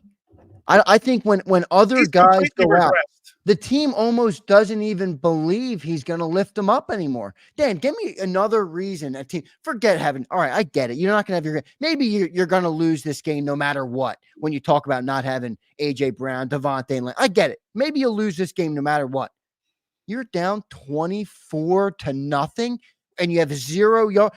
The team didn't even look like they got off the bus. Absolutely. They didn't even look like they got off the bus. Did you hear Now, Brady? I love to point at the coaches, but we should also point at the players who are supposed to be the leaders. Did you hear 2 criticisms of Hurts that Brady had for him? Late in the game, he's like, I'd like to see more of a sense of urgency out of him. And how many times did he criticize his pocket presence? He goes, he just doesn't have a feel for it. Doesn't have any feel. How can you be a $50 million elite quarterback and not have a feel for the pocket? He was bad today. I mean, Baker Mayfield. We talked about. Yeah, no, you're right. This is becoming a bigger Since trend. 2023 to start. And the worry is, if you're a real Eagle fan and you zoom out and you analyze this, what Dan said about 22 in the past on his show is now looking more correct. That was the one-of season. Everything else, 23 so far this year, before everything else is now looking like what's been more consistent. 22 was a one-of season. You know, that's the brutal truth with where we're at right now. He's 3-8 in the last 11 games. What was that? He's 3-8 in the last 11 games. Yeah, and he's been brutal in those last 11 games. And by the way, he's second in the league in turnovers right now. I think he's behind only Will Levis. I mean, we're talking about the Will Levis conversation with our quarterback. 7 turnovers, or what is he up to? 8 turnovers now, or 7 or 8? I mean, he's got 27. Brutal. He's got 27 since the start of 23, which is the number 1 number in the NFL. Yep, and he's got 7 this year through 4 games, and he really should have. He should have had a couple more today. He had should have been a pick 6 today. Could have been a pick. Could have been a couple pick sixes, and he had another fumble that the Eagles recovered. So the turnovers are a major problem, and it's just I don't know. I'm going back and forth on Jalen because part of me wants to believe. I've seen it with my own eyes. I watched him lead us to a Super Bowl. I watched him play unbelievable football, and every bit of me doesn't want to believe he's not that good. Zander, let me ask you one. The more that unfolds, you see, maybe he's not that good. How do you know he's not a one-year wonder? That's where I just went with. You've been saying that for years. 22 was a one-of. 22 was a one-of. It just looks it. It really does. I mean, he has moments where he's really good, and he has stretches where he's awful. And he's in stretches. You said it today on the broadcast. You can't be an elite quarterback and have that many negative plays. It just kills your team. You're never going to win big games in the NFL by having negative plays. Right. You're never going to create momentum in a game when you're doing that stuff. What was your thoughts on the game plan today with Vic? I thought the game plan never got a chance to get going. I think the game plan never got a chance to get going. I think what they did was by throwing the ball immediately. I mean, Barkley is your home run hitter. You should have did everything. And they were so afraid. And get this, what happened in the first series? 3 and out. The ultimate thing you didn't want to have happen. And what did the Bucs do? The Bucs look like the 2022 Philadelphia Eagles. And the Eagles look like right now the Buccaneers of last year, early in the year, where they went right down the field on them. The Bucs had 2 opening drives that just annihilated the defense. And the Eagles had 3 and outs. I told everyone the worst thing you can have for that team is to have 3 and outs. And let's do this. I get the receivers are out, but to everyone's and then the running and then the offensive linemen being out. What did I expect? I expected a shitload of Barkley. How many carries did he have in that game, Zander? Well, here's the one thing I will say about the Barkley stuff, because I do think, I mean, how do you not go to him more? Once they went down 14, though, in the blink of an eye, Eagles had 3 offensive plays at that point. You're already down 14. You can't even think about getting into the game with a running back anymore because you're not playing from behind, right? So But that I think that part of it. But you're not, Zander, going to get into a football game with Paris Campbell and Jahan Dotson. You're not getting. I'm getting back into a game with Barkley, and you're right. Get this. It may be a slow death, but you're going to start because you're going to start panicking because, like you said, you're behind. So get what the Bucs did. What a game plan the Bucs did with Todd Bowles. Get a lead on them, make them have to throw the ball. They can't beat us. That's exactly what happened. Because Barkley was theoretically nullified. To your point, Barkley was theoretically nullified just in the personnel they had on the field. Yeah, no doubt. No doubt. Thanks to Janelle Laura. So let's run through a couple super chats. Hey, Prince, is that true? They had 9 sacks today? Holy shit. I thought it was 6 sacks today. 6 sacks. I thought 6 sacks today. Okay, 6 sacks. Let's run through a couple super chat cells. We're going to get your final thoughts here. I will stay on for a post-game show. So if you're on the chat and you want to join me, please put it in the chat now so I know and can make sure that I have a couple people that are ready to join. I'm not going to do it as long today, so we'll keep it rapid fire. Akbar, if you're in here, I'll bring you up, obviously.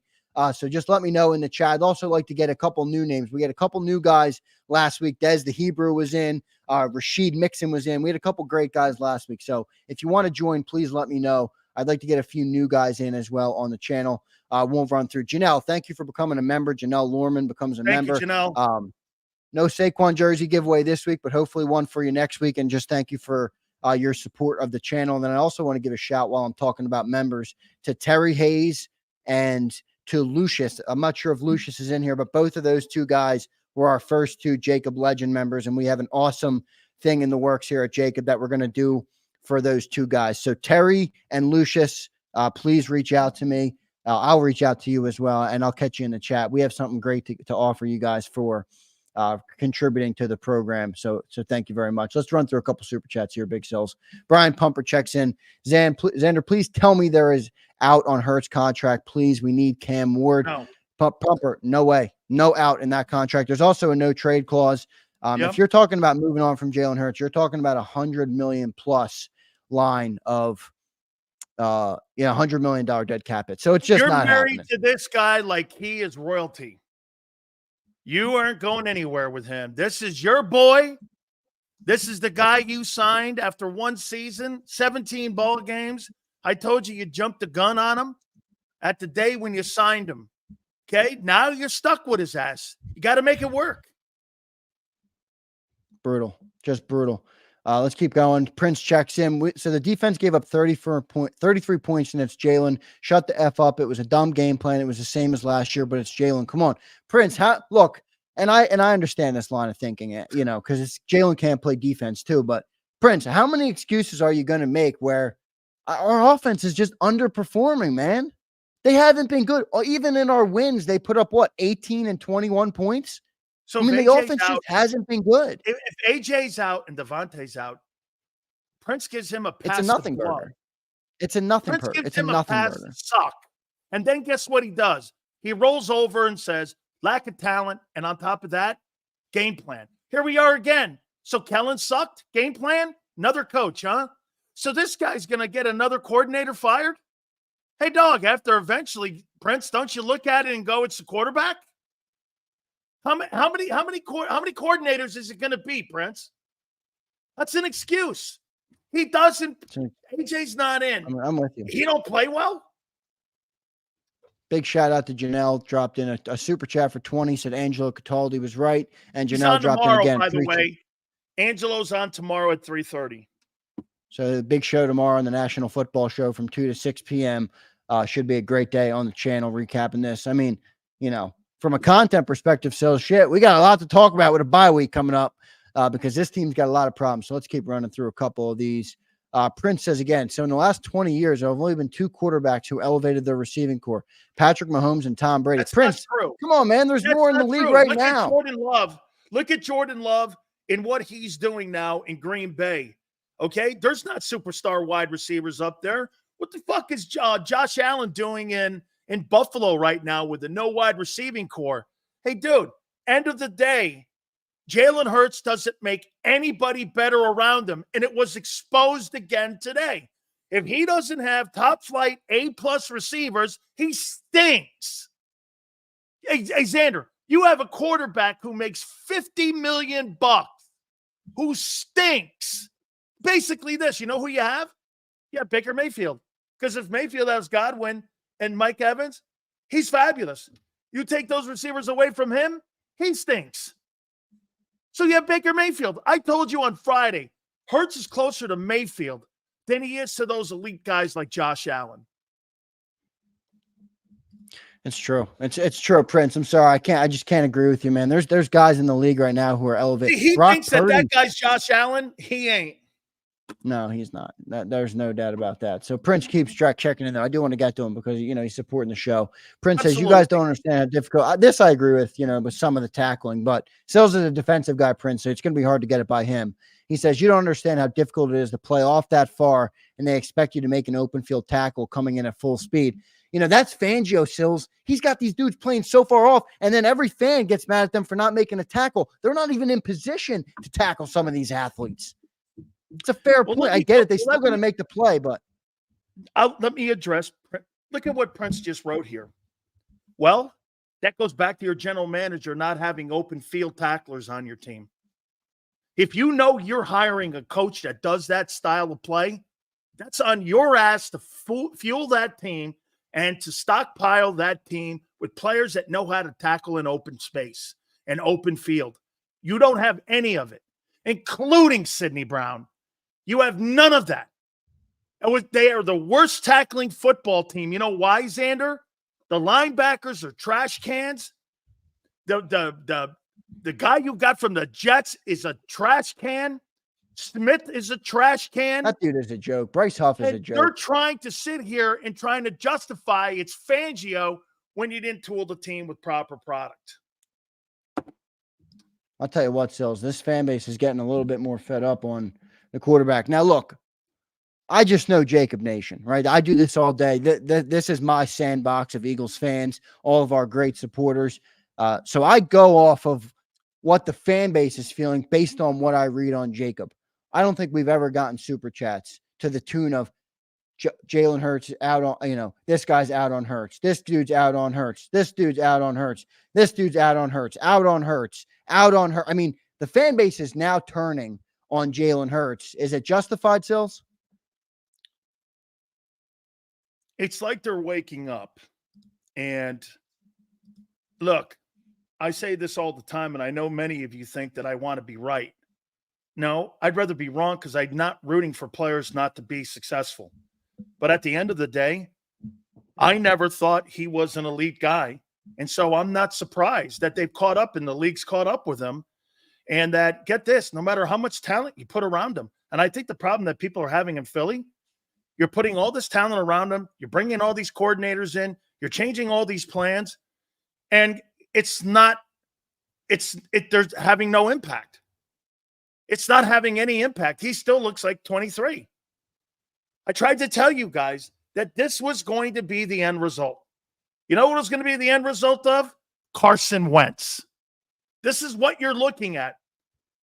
He's being coached the same way. Zander, they should have left that guy's ass alone from 22 and expanded off the 22 talent level instead of trying to recreate something he's not. And what's happened is you've confused him. Tell me Jalen Hurts doesn't look confused right now as a player out there. It doesn't look like he knows what he's doing. You mean to tell me you take one player off the damn thing and you can't put a spare tire on? And you can't – how about this? Maybe not win, but look halfway functional? I know. No, you're right. This thing doesn't even look functional. Sills, I wonder if there's a human element that might start coming into this as well. Like, is Jalen going to lose some confidence here? You don't lose confidence when you're making $50 million and getting wired deposited money every Tuesday. What he'll do is he'll go to the owner, and guess what? Just like the lack of accountability he has, he'll start firing other people, and they'll get a new head coach, they'll get a new coordinator, and guys like Prince can sit there and fucking throw people under the bus and go, well, it wasn't Jalen, it was the coordinator. That's what he'll end up doing. No, that's where you and John McMullen agree that, it's players first. And by the way, I'll remind everybody right now, the Washington Commanders are up 24-7 over the Cardinals. Now, it's early in the year. But excuse me, who picked the Washington Commanders to win the NFC East? That'd be me. Would be big Sills. And how about this? Come Monday, Prince, the Commanders are going to be in first place, sole first place in the NFC East. And Jaden Daniels with Brian Johnson and Cliff Kingsbury. 24-7, they are up. Are killing it. Yep, and as Sileo mentions, the scapegoat of last year, and this is where we have to be honest with ourselves as fans. The scapegoat of last year was that Brian Johnson couldn't sniff anyone's jock strap, and he wasn't good enough to be an NFL coach. Now he's the quarterback coach back in Washington, and Jaden Daniels looks like this year's CJ Stroud. The guy is on fire. He's having another great game. So we're in trouble here with this team. I think there's some big problems, and we'll address them. I'll do the post-game show coming up next. Big Sills, I'm going to let you get out of here. I just want to get your final thoughts. You had some good thoughts in the open before we came on the show, before we went live, and I joined in, and I'm an Eagle fan, and I'm all pissed off, and I'm like, what the F was that? And you're like, hey, man, listen, you're 2-2 going into the bye, and there's some injuries. What's your final takeaways on this game? Is it an overreaction where we are right now? Do you see problems that we won't be able to fix? Where's your mind, your head going into the bye week for this team? I think you're in a good place. 2-2 going into the bye. So I don't know what I don't know what the fuck people thought this thing was going to look like. You were going to be some sort of superstar football team with all these new changes and all these new faces and all these new coordinators. The problems that you had were elevated last year with the new coordinators. You know what happened? It was just in reverse, and you got out to a great start. Instead, you finished like you're starting right now. Who knows? You may finish strong towards the end of this year, and it may be a complete reverse of what happened. When I look at the football team today, my biggest disappointment is, hey, the offense, I kind of got it. All the players missing. You got new faces in the huddle, like Brady said today. The confidence level's not there. Half the old line. Actually, there was only one player left in his natural position in that offensive line by the end of the game. And so you're like, you kind of get it. No excuses. I'm not an excuse guy, but the defense not to get off the bus. I mean, that entire unit should be on a milk carton because they were SOS. And the two tackles, I was exceptionally disappointed. I really love it, our fan base, when they come to me and they go, Sills, how about Jalen Carter and Jordan Davis now? And I say this, well, let's see them do it 2 games in a row. Once again, they can't. And once again, get this, that's the walk of shame to your locker. And that's the walk of shame to the bus when you get on the bus after putting something like that up. That has to be the most disappointing loss and most disappointing effort in 4 years or whatever it is for Nick Sirianni, because they were not engaged. There wasn't a sense of urgency. The quarterback looked like shit again as a leader. The sideline was not coherent. The players were all over the place. My opinion, I'll tell you what, that bye, they were looking to get to the bye. They weren't looking to try to win a football game. In my opinion, that was an effort, lack thereof, and that was also an absolute atrocious effort by the quarterback, in my opinion. Am I shocked? No, because I never thought he could elevate anybody. So Sileo starts that comment with, you're in a good place. And then he ends it just reaming this football team to shreds from top to bottom. You're 2-2 in a shitty NFC. No, you're in a position where, get this, Sills, what team in the NFC are you afraid of? Nobody. I'm not afraid of anybody in the NFC. Look, Sills, it's still early, man. There's some teams in the NFC that are finding some rhythm. Even that Bucs team. Look, I don't fear them. You're right. But if that team gets hot on any given day, and Todd Bowles dials up the right game plan, that team can beat anybody. He's such a good coach. The Falcons are looking better. Kirk Cousins is now looking better. The Saints got back to form. Now they lost today, but they looked a little bit better today. The Niners are going to start winning. Detroit's still out there. I mean, shit, we just talked about it. The Washington Commanders are now a football team. They might be 3-1 after today. They're up 24-7. I mean, I get it. The NFC is maybe not that great, but that doesn't mean you can just get in. You can just skate by and get in. No, we'll see what happens after the bye. Hey, how about this? One thing is for sure. The Philadelphia Eagles, it's good the bye's here, but what happened there? With a media like us, Hoss, you got 2 weeks getting your ass kicked, Nick. If I were Nick, I would walk around on my knees because the Bullets are at high level right now. Yeah. Get them windows tinted up and at a little go down to 5% or 3%. If you're up at 10%. Hey, Jalen Hurts too, man. You got accountability in this too here, homie. Yeah, and look, like I just said, I'm seeing a bigger pulse on the, like I said, I just speak about JAKIB Nation because that's who I communicate with about this team.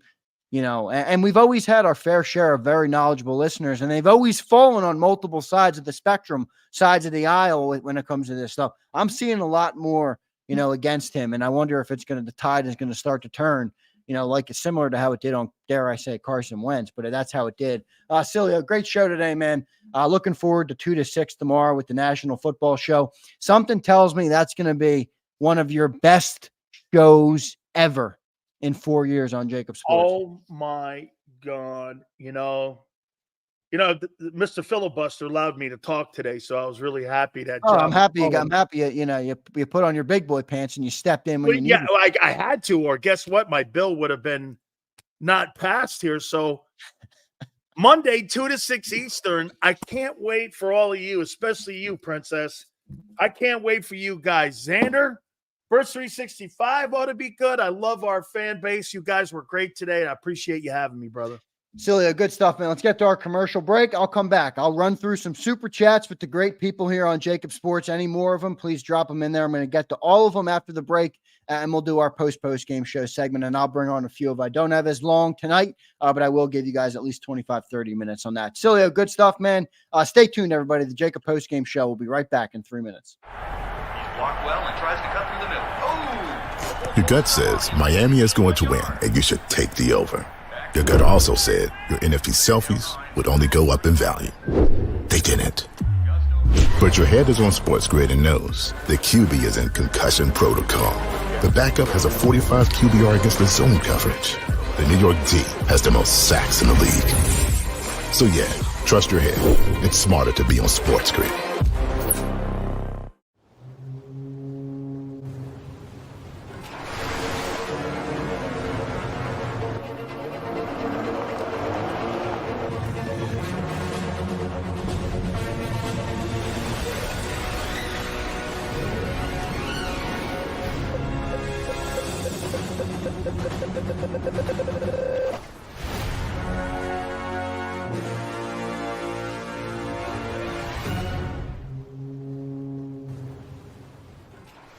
Score and save in Southeastern PA and Delaware with Colony Pools this football season, and let the experts close your pool with a custom Merlin safety cover in green for the birds. And if you join our Winter Watch team, we'll give you another 20% off, and Colony Pools will handle it all. Keep your tiles on your pool, not in your pool. Fly with Colony right now, birds fans. Visit flywithcolony.com. I get scared sometimes. Of a lot of things. Joining in. Decisions. The dark. The dark. But I once heard someone say, But as I always say, it's okay to be afraid. as long as you face the fear. And keep moving forward. Wherever you are in life, count on the name trusted in insurance for over 80 years. Independence Blue Cross. Hi everybody, my name's Jason Lombardi. I'm an inspector at DryTech. At DryTech we offer 3 major services, the first one being basement waterproofing. The second service we offer is foundation and structural repairs. And then the third service that we offer is mold remediation. If you feel you are having a waterproofing issue, give DryTech a call or check us out online.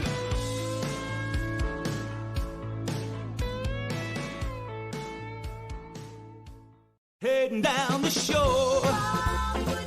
Have a ball once more. Here, imaginations run wild and time stands still.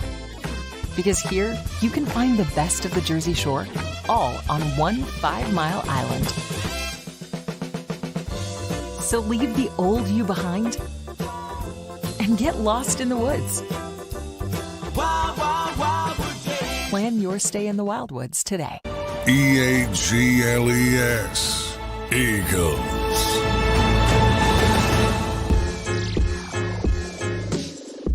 Welcome back in, everybody, to the JAKIB Postgame Show, the Week 4 edition. It was started with myself and Dan Sileo and John McMullen. John McMullen dropped out. Big Sills drops out. It's now me and the great people here on JAKIB Sports. I want to start this segment by thanking all of you for your great support and viewership.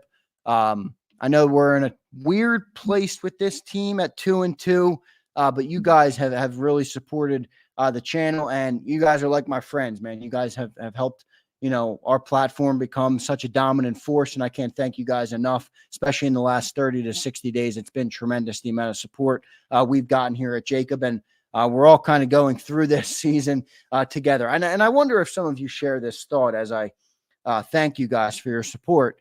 I'm stuck right now. I'm stuck between a rock and a hard place with this team. I want so badly to believe that this team is capable of greatness. And I define greatness as getting to a Super Bowl and potentially winning a Super Bowl. I want to believe that so bad. I want to believe that Jalen Hurts is an elite quarterback that can rise us to the end, and instead of walking off with the confetti falling, with a grin, he can walk off with a smile. I want to believe that that's where we are. Every time I watch this team, every time I talk to people who have been around the game much longer than I have, Dan Sileo, John McMullen, even some of the people in the chat who I talk with, even Bob Brown, who I'm hoping will join us, who's been a fan of this team.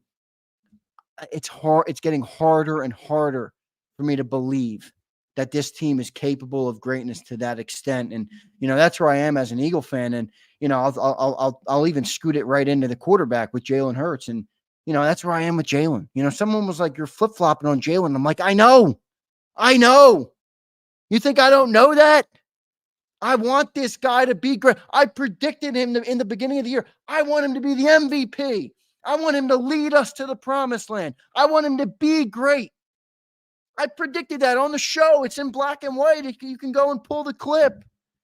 Now I'm watching him and I'm like, he's not elevating anybody. He's still mopey. He's not doing what I wanted him to do. He's not doing what we all wanted him to do. It's a tough spot to be as a fan because you're like, what do you do? Where do I go? What do I think? And, I wonder if anybody shares those thoughts with me. I'm ranting a little bit, but, an African Surf says I'm deaf flip-flopping. Well, African, I'm flip-flopping because I think the player's flip-flopping on me. I don't think he's been as good as he should be.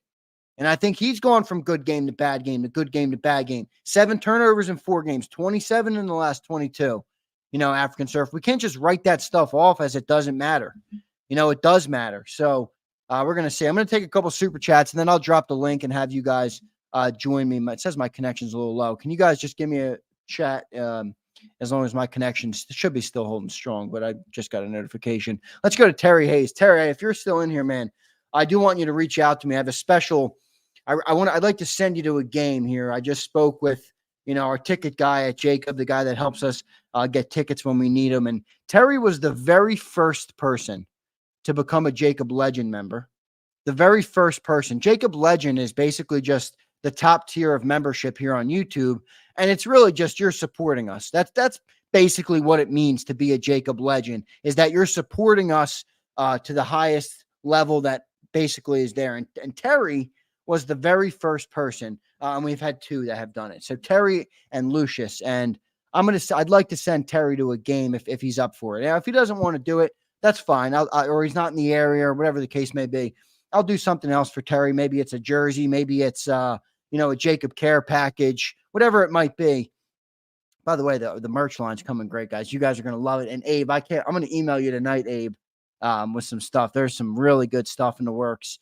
So Very excited for that. But Terry says, I blame the front office. Like Still said, they shouldn't have changed what he did in 22. If we had 22 Hurts with Barkley, it would be insane. It's a good point. I mean, this is just not the same Jalen Hurts right now. And they're not trying to keep him. They're not trying for him to be the same. And I don't think he wants to be the same, right? I think he's tried to evolve in a way. And, you bring up a good point. How scary would this be if we still had that? But can't live in the past, Terry. I mean, it's unfortunate to go backward, but that's where we're at. Prince Swayze checks in. Prince, thanks for all your support today, man. Appreciate your support of this channel as always. Even when you go back and forth with Big Sills, it's all in good fun, and we're just talking football. So Prince checks in. He says, so we had an elite Wentz and messed him up.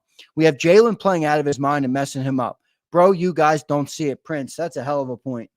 That's a hell of a point by Prince. I mean, Prince, but I will say this. That doesn't excuse. That means you're admitting that Jalen is playing bad, because you've been critical of Sileo, who's saying he's playing bad. You're right. Maybe it is a bigger problem. Maybe it's the organization. Maybe it's something bigger, that's a trend, and the organization is the common denominator, not the quarterback. But that doesn't mean he's not playing good. I mean, he's still playing very poorly right now. So, turning the ball over way too much and just not the guy. But it's a good take by you, Prince. And I appreciate you putting that in there. Brian Pumper checks in. Number one is not the one. The team has already started to show like they don't want to play for him. He pulled the jack move on Howie.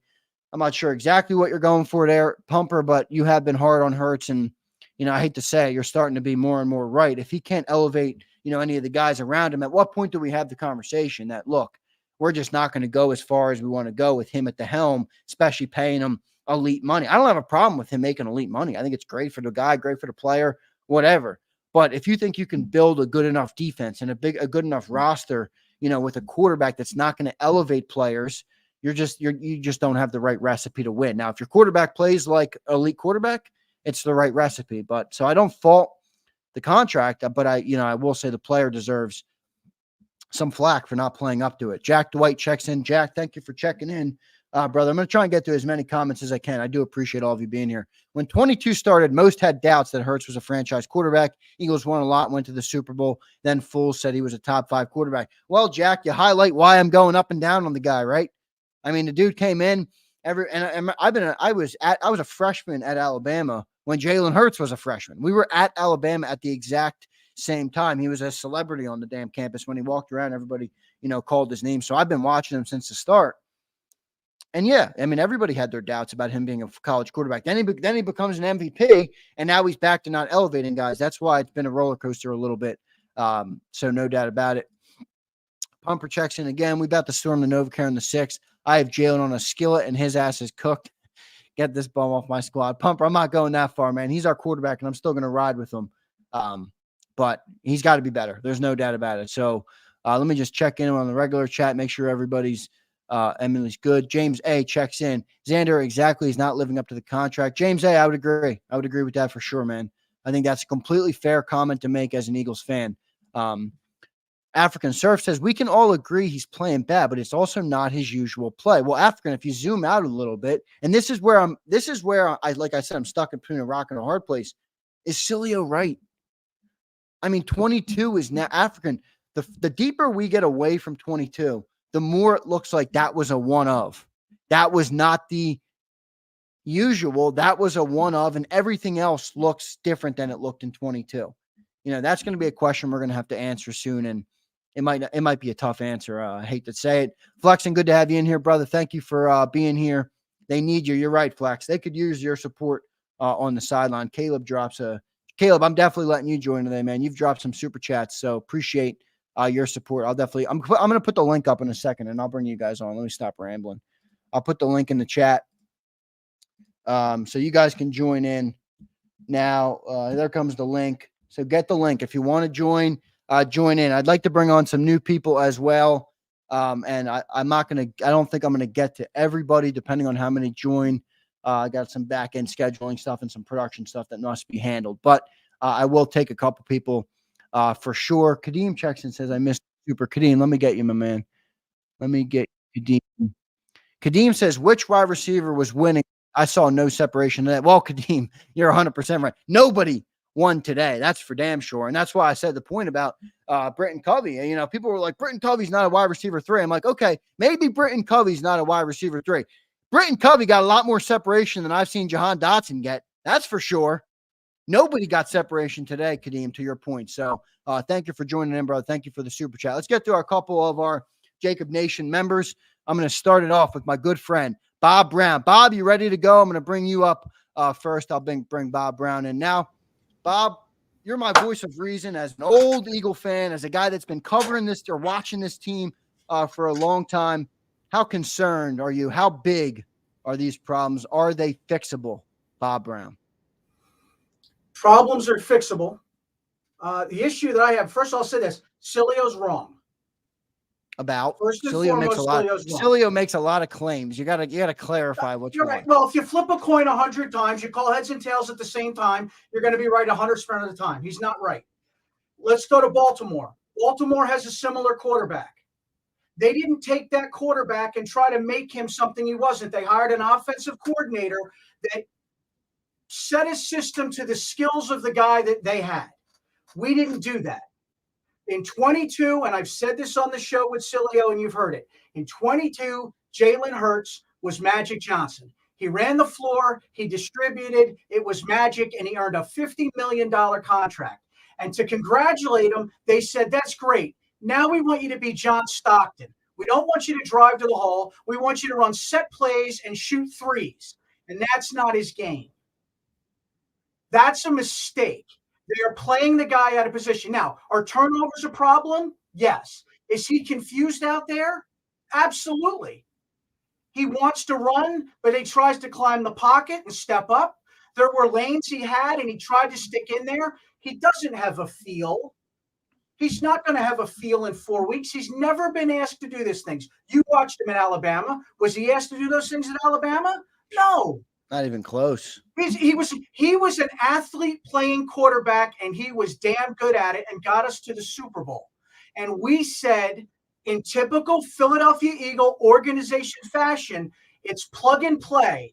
We have a scheme. The guy looks good in the uniform. Now change everything about him so that we feel good about what we're doing, and it doesn't work. And for the guys out there, Sileo, and as John McMullen, my buddy, who says, if you think that Vic Fangio and Kellen Moore aren't good coordinators, you don't know. Well, he's full of crap, because if they know what they're doing, they can make in-game adjustments and in-season adjustments. And if we're going to slam Jalen Hurts for not being able to perform unless he has star talent around him, well, that sword cuts both ways, because Fangio doesn't have the guys that he needs to run his defense, but we're giving him a pass because he doesn't have the guys. Kellen Moore needs certain players. He needs the right type of quarterback to run his system, and he doesn't have it. Let Jalen Hurts play Jalen Hurts football. And if he burns out in 2 years, then that's fine. But $50 million to watch him play like Kirk Cousins is an embarrassment to this organization in this city. Soft serve defense is crap. Okay? And the offense for Kellen Moore, where we were talking what? We wanted to see offense, and we want the offense to turn around and allow Jalen to figure out the coverage. We don't have any. There's no motion. And the last 2 weeks, 15 points and 16 points. We had 21 points in the second game, and we scored 34 points on the crappiest field we're going to play on. Send me back to Brazil and let me keep scoring 34 points. Yeah, amen. Amen to that. That's absolutely insane. Okay? And you and I talked about it last week, and I know you're short on time, so I'll let you go. But you turn around and say, next man up, and they just turn around and say, we knew going in, correct me, hey, JAKIB Nation, we knew AJ and Smitty weren't going to be there, so Kellen Moore had to know they weren't going to be there. We knew it was going to be 100 degrees. It's Tampa, Florida. Nothing there was a surprise. And I said it last week. The best thing for our defense is ball control, and we came out of the gate and threw the ball 3 times, 3 and out, and we put Jordan Davis and Carter back on the field in 100 degrees, and that's on the offense. It's so true, Bob. It's so true, and it's so common sense. It hurts to hear. Okay, and tackling. Tackling is a want-to thing. To watch them run up full speed, and Prince is right. You play off that far, okay, and you have to come flying up. It is Right. damn hard. But Pop Warner football, you come up, you break down, you square the guy up, and you take him. You don't run at him like a missile and they just slide like it's a slip and slide.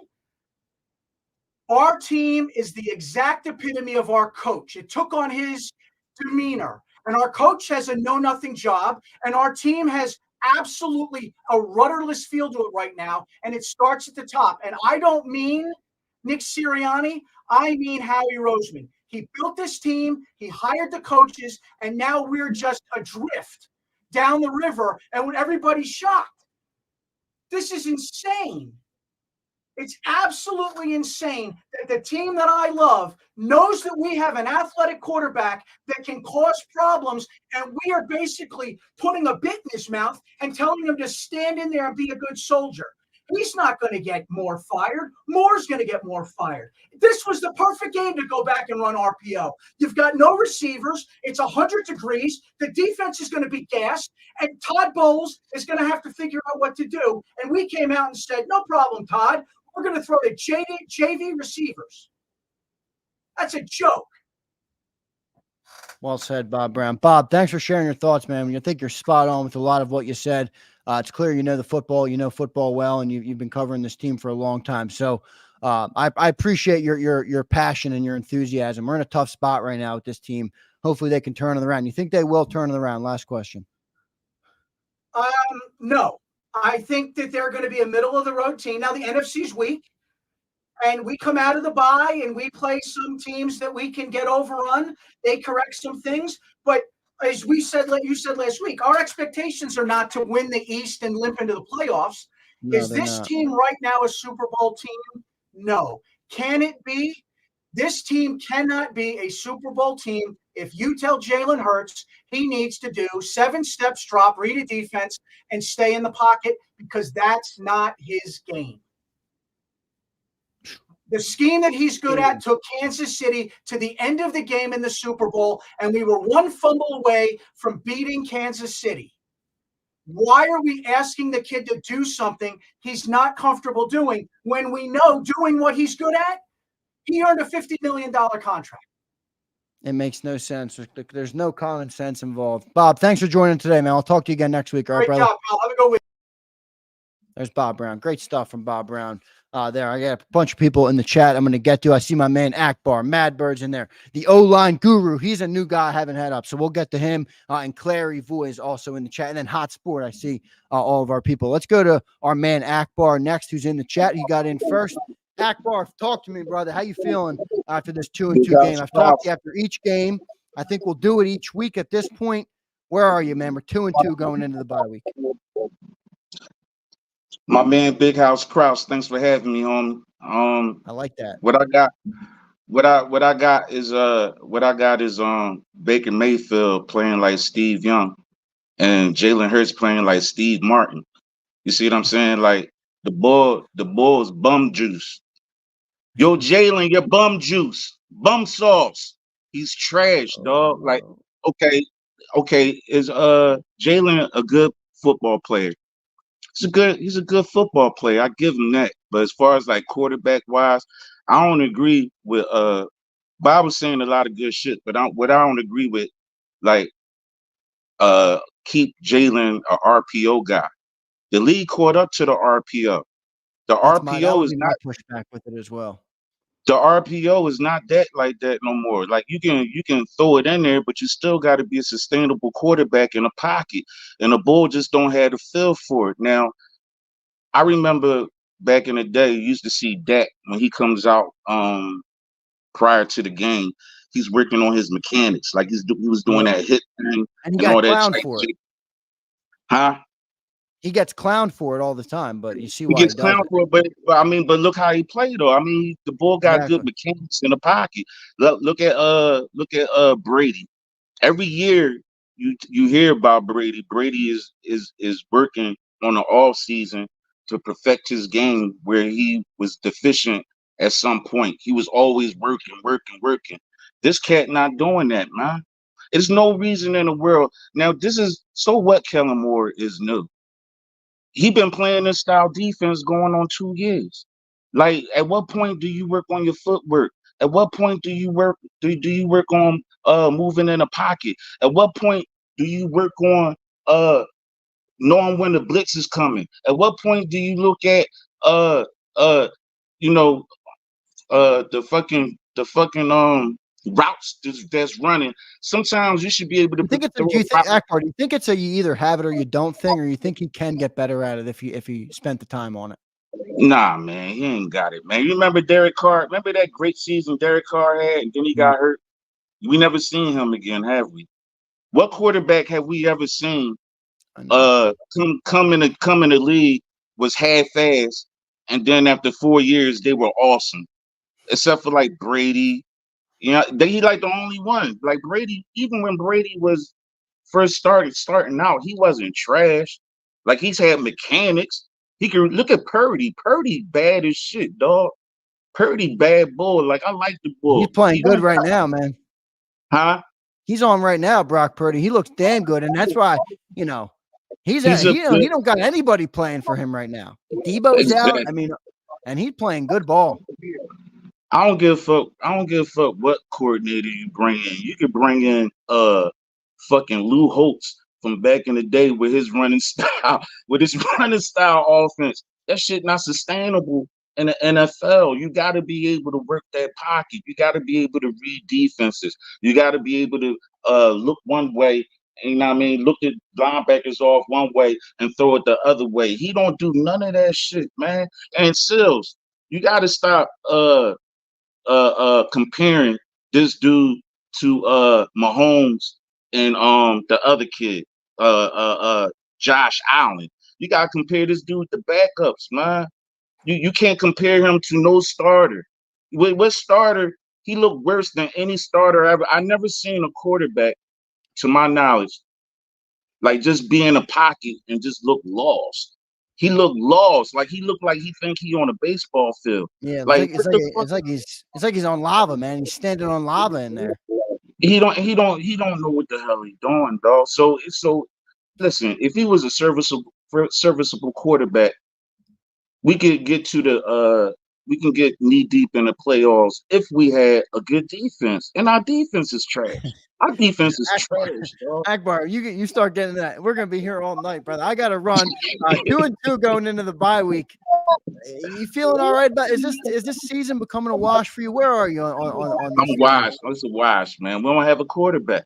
We don't have a quarterback. I got news for you, brother. 2025 is gonna start. We're gonna kick off in September of next year, and Jalen Hurts is gonna be your quarterback.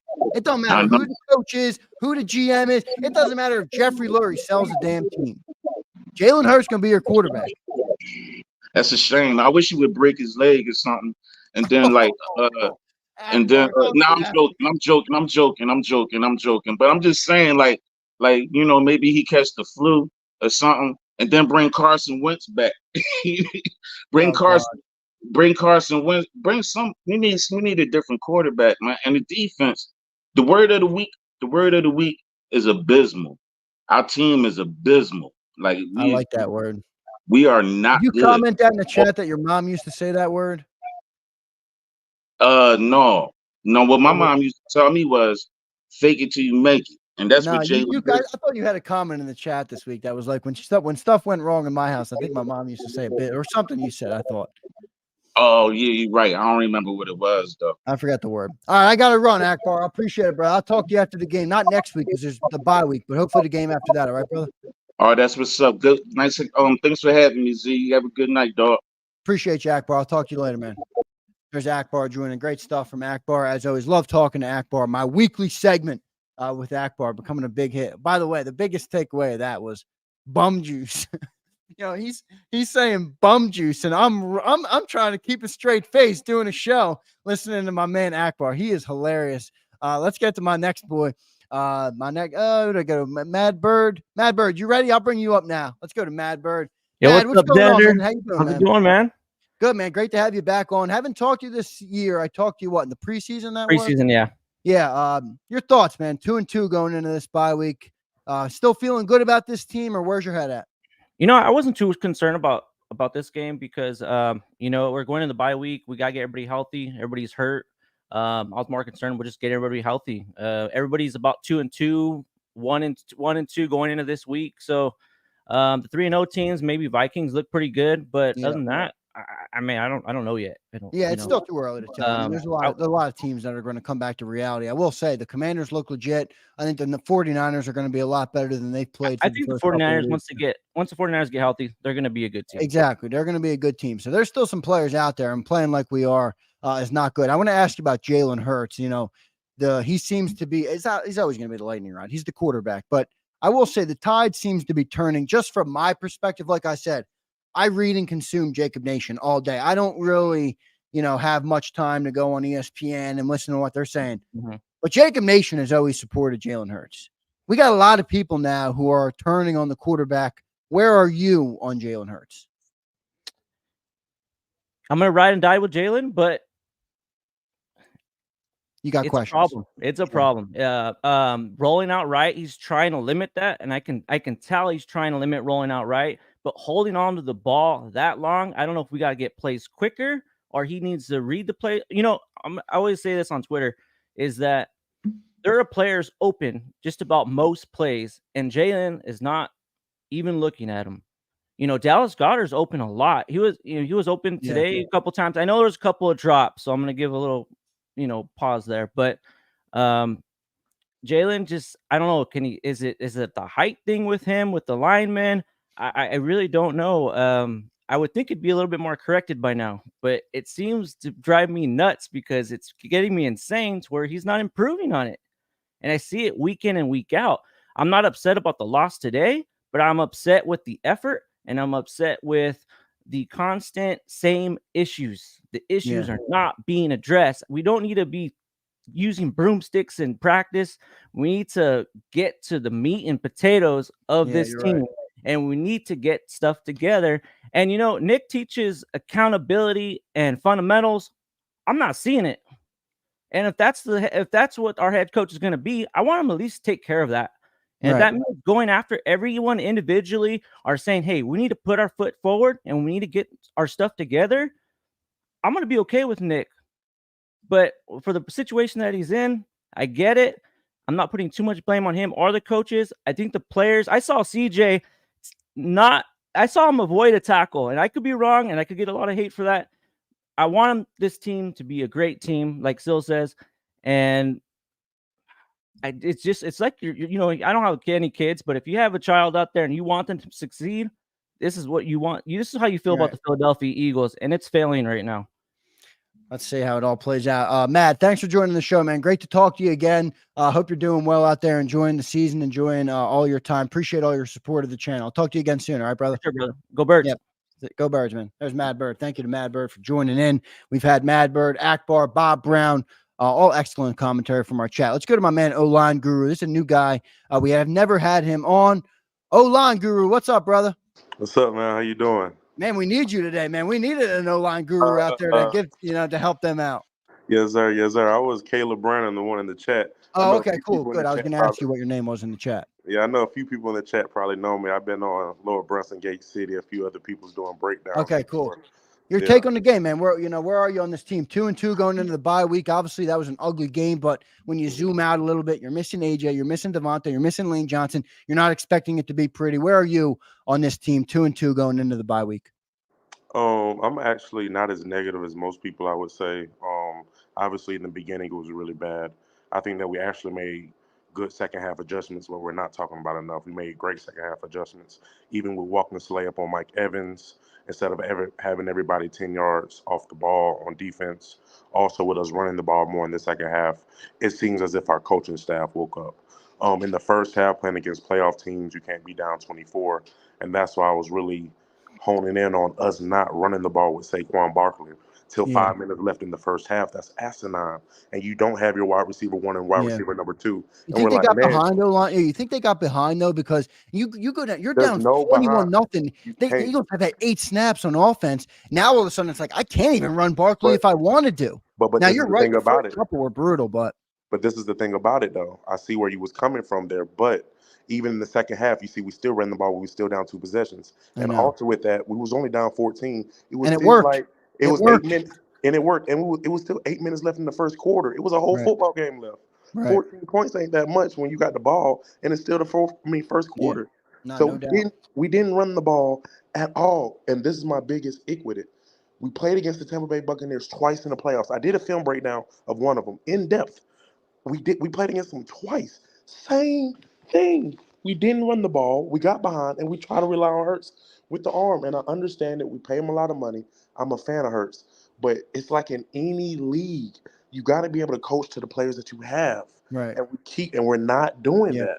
And credit to John, because John always says that this team, that's not what they're positioned to do, is play from behind, especially when you talk about no AJ Brown on the field. And then our defense, and then Sileo and all of them keep saying, is it the coordinators? The coordinators. People keep saying that we had coordinator changes on defense and stuff, but it's the same scheme. It's a bend but don't break scheme. So I know people keep saying, oh, it's the why are we blaming the coordinators when in reality we're not changing nothing? It's the same. Imagine the same coach there, essentially. There's nothing being changed. We're still 10 yards off the ball. We're running minimal man. We have no elaborate blitzes. Our most elaborate blitz is the 5 down. This is what we have been doing. And when we won our first Super Bowl, Jim Schwartz was the complete polar opposite. Literally. That's something that I just not realizing how Dan Sileo and some of them not really putting into consideration when they keep talking about different coaching staffs. Well, is there a different scheme, though? It's the same scheme. It's the same as that scheme. There's nothing different. The problem is, it's one of those things we're gonna have to live with it, because this organization is 4 straight now, bro. Like they've hired 4 straight coordinators from that scheme. From that scheme. So it's like we can sit here and say we want Jim Schwartz back till we're blue in the face. If they ain't gonna do it, it's almost like a mute point. Are we just? Do you know why? Do you know why? Are we just fucked? Do you know why the scheme worked the Super Bowl year though? The scheme worked the Super Bowl year because we had better first and second down play calling back to the offense. We don't run the ball. So when we was ahead, RPO was very heavy that year. Remember, last year we went down to RPO. We stopped running the RPO. This year we're not running the RPO as much, and we didn't do enough design direct handoffs to the running back and elaborate run schemes. So we don't do that first and second down. Now we're behind. You're playing behind, and now you're behind score-wise as well. We was in front of them, so we can play the bend but don't break style. Now that you're playing from behind, you feel as if you got to throw the ball more, and your defense is not built to play that type of game. No. I just feel as if, like, the coaching, and the reason why I keep kind of harp on the coaching, I do feel as if Bill Belichick will bring discipline. That's all I'm going to say. We need structure. At this point, we need a consistent structure. We need somebody not to have. We need to protect the ball, and we need structure week in and week out. And right now, it just seems we're lacking that. And I personally feel as if you got to somewhat hold the coach accountable. And I'm a Nick Sirianni fan.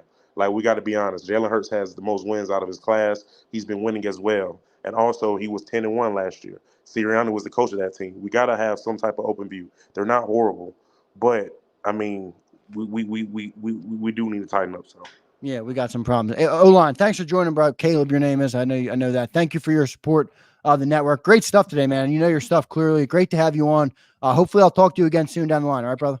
For sure, man. I'll be on later on. Awesome. Thank you, man. There's good stuff from him, Caleb Brandon, in the chat. He was great today. I got two more guests I'm going to get to. Hotsport, I'm going to come to you last just because Claire Avoy jumped in before you, and I haven't had him. So, Hotsport, thanks for being patient. You always are. Let's get to my man, Claire Avoy. What's up, brother? How you doing on this football Sunday? What's up, Zander? What's going on? Not much, man. How you feeling? 2-2 going into the bye week. Brutal game today, but, you know, how you feeling on this team? You still feeling like we're a Super Bowl team or what? Where are you? No, not really. I feel like we're kind of what we were last year, honestly. That's what it looks like. It sounds bad to say it like that, but our offense, like, we keep having this, like, we try to fit a square peg in a round hole all the time. Jalen Hurts is the best RPO quarterback, but we think he's Peyton Manning, you know? And it hurts. And it hurts, and I think we suffer because of that. You know, our defense be good if we were at 14 points. I think you'd see Huff would have some sacks right now, but he don't because we're not up. We're always from behind. Man. He can't even get on the field because they're afraid of us running the ball, you know? Right. So you run into these issues, and it's just like, man, how am I, a fan, able to see this, but our coaches that get paid all this money can't see it? Makes no sense to me. That part of it is it almost defies too much for me to believe that it's true. In other words, is there other directives being given to these coaches to stick to what they're doing, in a way that they know it's not even going to work? It's some of the stuff is so common sense. Like Bob Brown came on earlier and Bob's breaking this down. And I'm like, the coach, like you just said, coaches that get paid millions, do they not see this? Do they not realize this? But, Are they not watching what we're watching? Right, You know what I mean? exactly. Because it's like, man, like Jalen Hurts, he doesn't really have much progression. It is what it is. Like, yeah, where are you on Jalen? Because that seems to be the topic of the conversation in the chat today. A lot of fans, I don't want to say they're turning on him, but they're expecting more of him. And I think that's fair. Where are you on Jalen Hurts? Jalen Hurts wins, right? He wins, and I'm happy that he does win, but so did Tim Tebow, And to me, he reminds me of Tim Tebow right now. Do you see him sailing the balls today? And it's like, dude, guys are wide open. You're throwing it five yards out of bounds. It sounds bad to say it like that, but at least today, that's what it was. But the interceptions, all that, I feel like if we were to have more of honestly, go back more to that RPO, simplify the offense a little bit, have obviously not everything on the outside, but have a little bit more crossing routes, then he might be better. Yeah, we'll see. And rely on Barkley. Like, there's no need for us, when we know we have our wide receivers down, to not hand the ball off to Barkley. Instead of every first down, try to throw the ball. And they're like, oh, shit, we're 1-10. Well, let's run the ball. And then they're like, oh, they're going to run the ball. And it's like, oh, it's third and 7. Let's run the ball or pass the ball. And then guess what? Then now we punt the ball. That's like how it was the whole first half. And it's like, dude, like, what are we doing? Yeah, no question. So where are you on the season? You think we're in good shape? Think we can turn this around? I mean, look, we're 2-2. It's easy to sound the alarms when your team looks like that in a game. You're missing your 3 best players on offense. This team can get healthy. Do you still think this team can be a Super Bowl team? Can they fix some of these problems this year? I think they can fix some of their problems. I think ultimately that these problems will pop when we don't want them to, in the regards of like a playoff experience. Yeah, that's the fear. Look, pressure changes everybody. Well, you go to your habits. You go to your habits when pressure happens. Exactly. And one of the things that scares me the most is I just don't have the faith in our head coach. I don't think our head coach is leading the players the way that they need to be. Like, I feel like he's a little soft, honestly. It's just me. Like, I don't think that's soft. A think thing. I think that's a fact, brother. Well, I mean, the limp wrist and all, you know what I mean? And so he's just soft. Well, the players are ultimately not being pushed to not be soft. You know what I mean? No, and I think when a push comes to shove, like that's where I think this team fails. Talent, we have one of the best rosters in the league. I even think some of our softness is an issue even on defense. Look at the tackle and look at a lot of aspects, Yeah. It hurts to see because I'm a Philly fan and seeing the defense just be like this. And then the offense, like our offense is $200 million and they're playing worse than our defense this year. Think about that. Our $200 million offense is playing worse than a bunch of undrafted or just cast-offs on defense. No doubt. Clary Voigt, thank you for joining today, brother. Thank you for your support of the channel over the last couple of weeks. I know we've connected on a couple platforms, so I appreciate your support, man. It means a lot to me, supporting our network. So thank you for being a member here on JAKIB Sports. Thank you for supporting us, and I'll talk to you again soon. All right, brother? Yeah, bud. I'll see you, man. Have a good one. All right, man. Thank you. There's great stuff from Clary Voigt. Let's go to our last JAKIB Nation member who's going to join in today. That's my man, Hot Sport. Give me some of that Aussie optimism, Anton. Do you have any for me today? You know what, Zander? I do, but I'm a bit pissed off, and not at the Eagles. I'm pissed off at our fans. I mean, if anybody watches my content, and obviously I'm new starter, I have a segment called Anton's Picks, and I literally said, if A.J. Brown and Lane Johnson are out, the Eagles are not winning this game. It's a write-off. Then I had the information the next day that AJ and Lane were both in practice. And I said, if they play, we win. And look, what are you supposed to expect out of this team today when you literally have Emily and Paris at wide receiver 2, right? You have Mike Ross from Suits at wide receiver 3. Like what the fuck do we want out of this guy? I get it. I'm not even kidding. That's going to be Anton, and you're ahead of the curve because that's going to be a lot of the conversation later in the week when you settle in, you get over overreaction Monday, and you start to analyze where you are as a team. But I will say, Anton, this team's got some big problems. This team, and I know, look, I get it. You can be optimistic. This team has some problems that you wonder as a fan base forget us having expectations of a Super Bowl. They sell us the team from the top to the bottom. They sell us this team is so great that you should expect greatness from this team. And then when it doesn't look like it and we all turn, we're now bad fans. I don't view it as we're bad fans. I think it's we're expecting greatness. And I think this team has some big problems that really they shouldn't have, especially you talk about it, the one, we just had Clary Voy mention it. They got a $200 million offense. Like, I don't really want to hear excuses. But Zander, that $2 million offense was on the injury table today. No, it was. Like it wasn't there. Of course, 50 million of that 200 million was in there today, and he played terrible today. And look, at the same time, I gave him an out with all the weapons missing. The guy also looked lost out there today, and yeah, he did. Where are you on him? I mean, look, and I've asked that question to everybody that's come on, just because I'm sensing it's somewhat of a change, just in expectation among the fan base. Where are you on Jalen?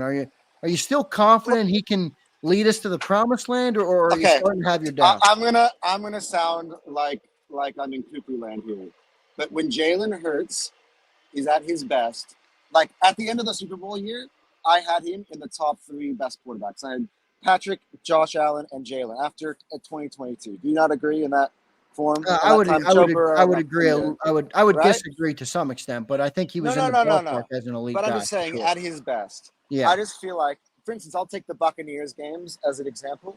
In both of those games, he's playing behind the 8 ball. He's playing with his arms tied behind his back. He doesn't have AJ in the game. He doesn't have Devontae in the game. He has his weapons in the game. You saw the Packer game, yeah? Yeah. No, Barkley's getting touchdowns. AJ's ripping up big plays. Devontae's getting lots of catches.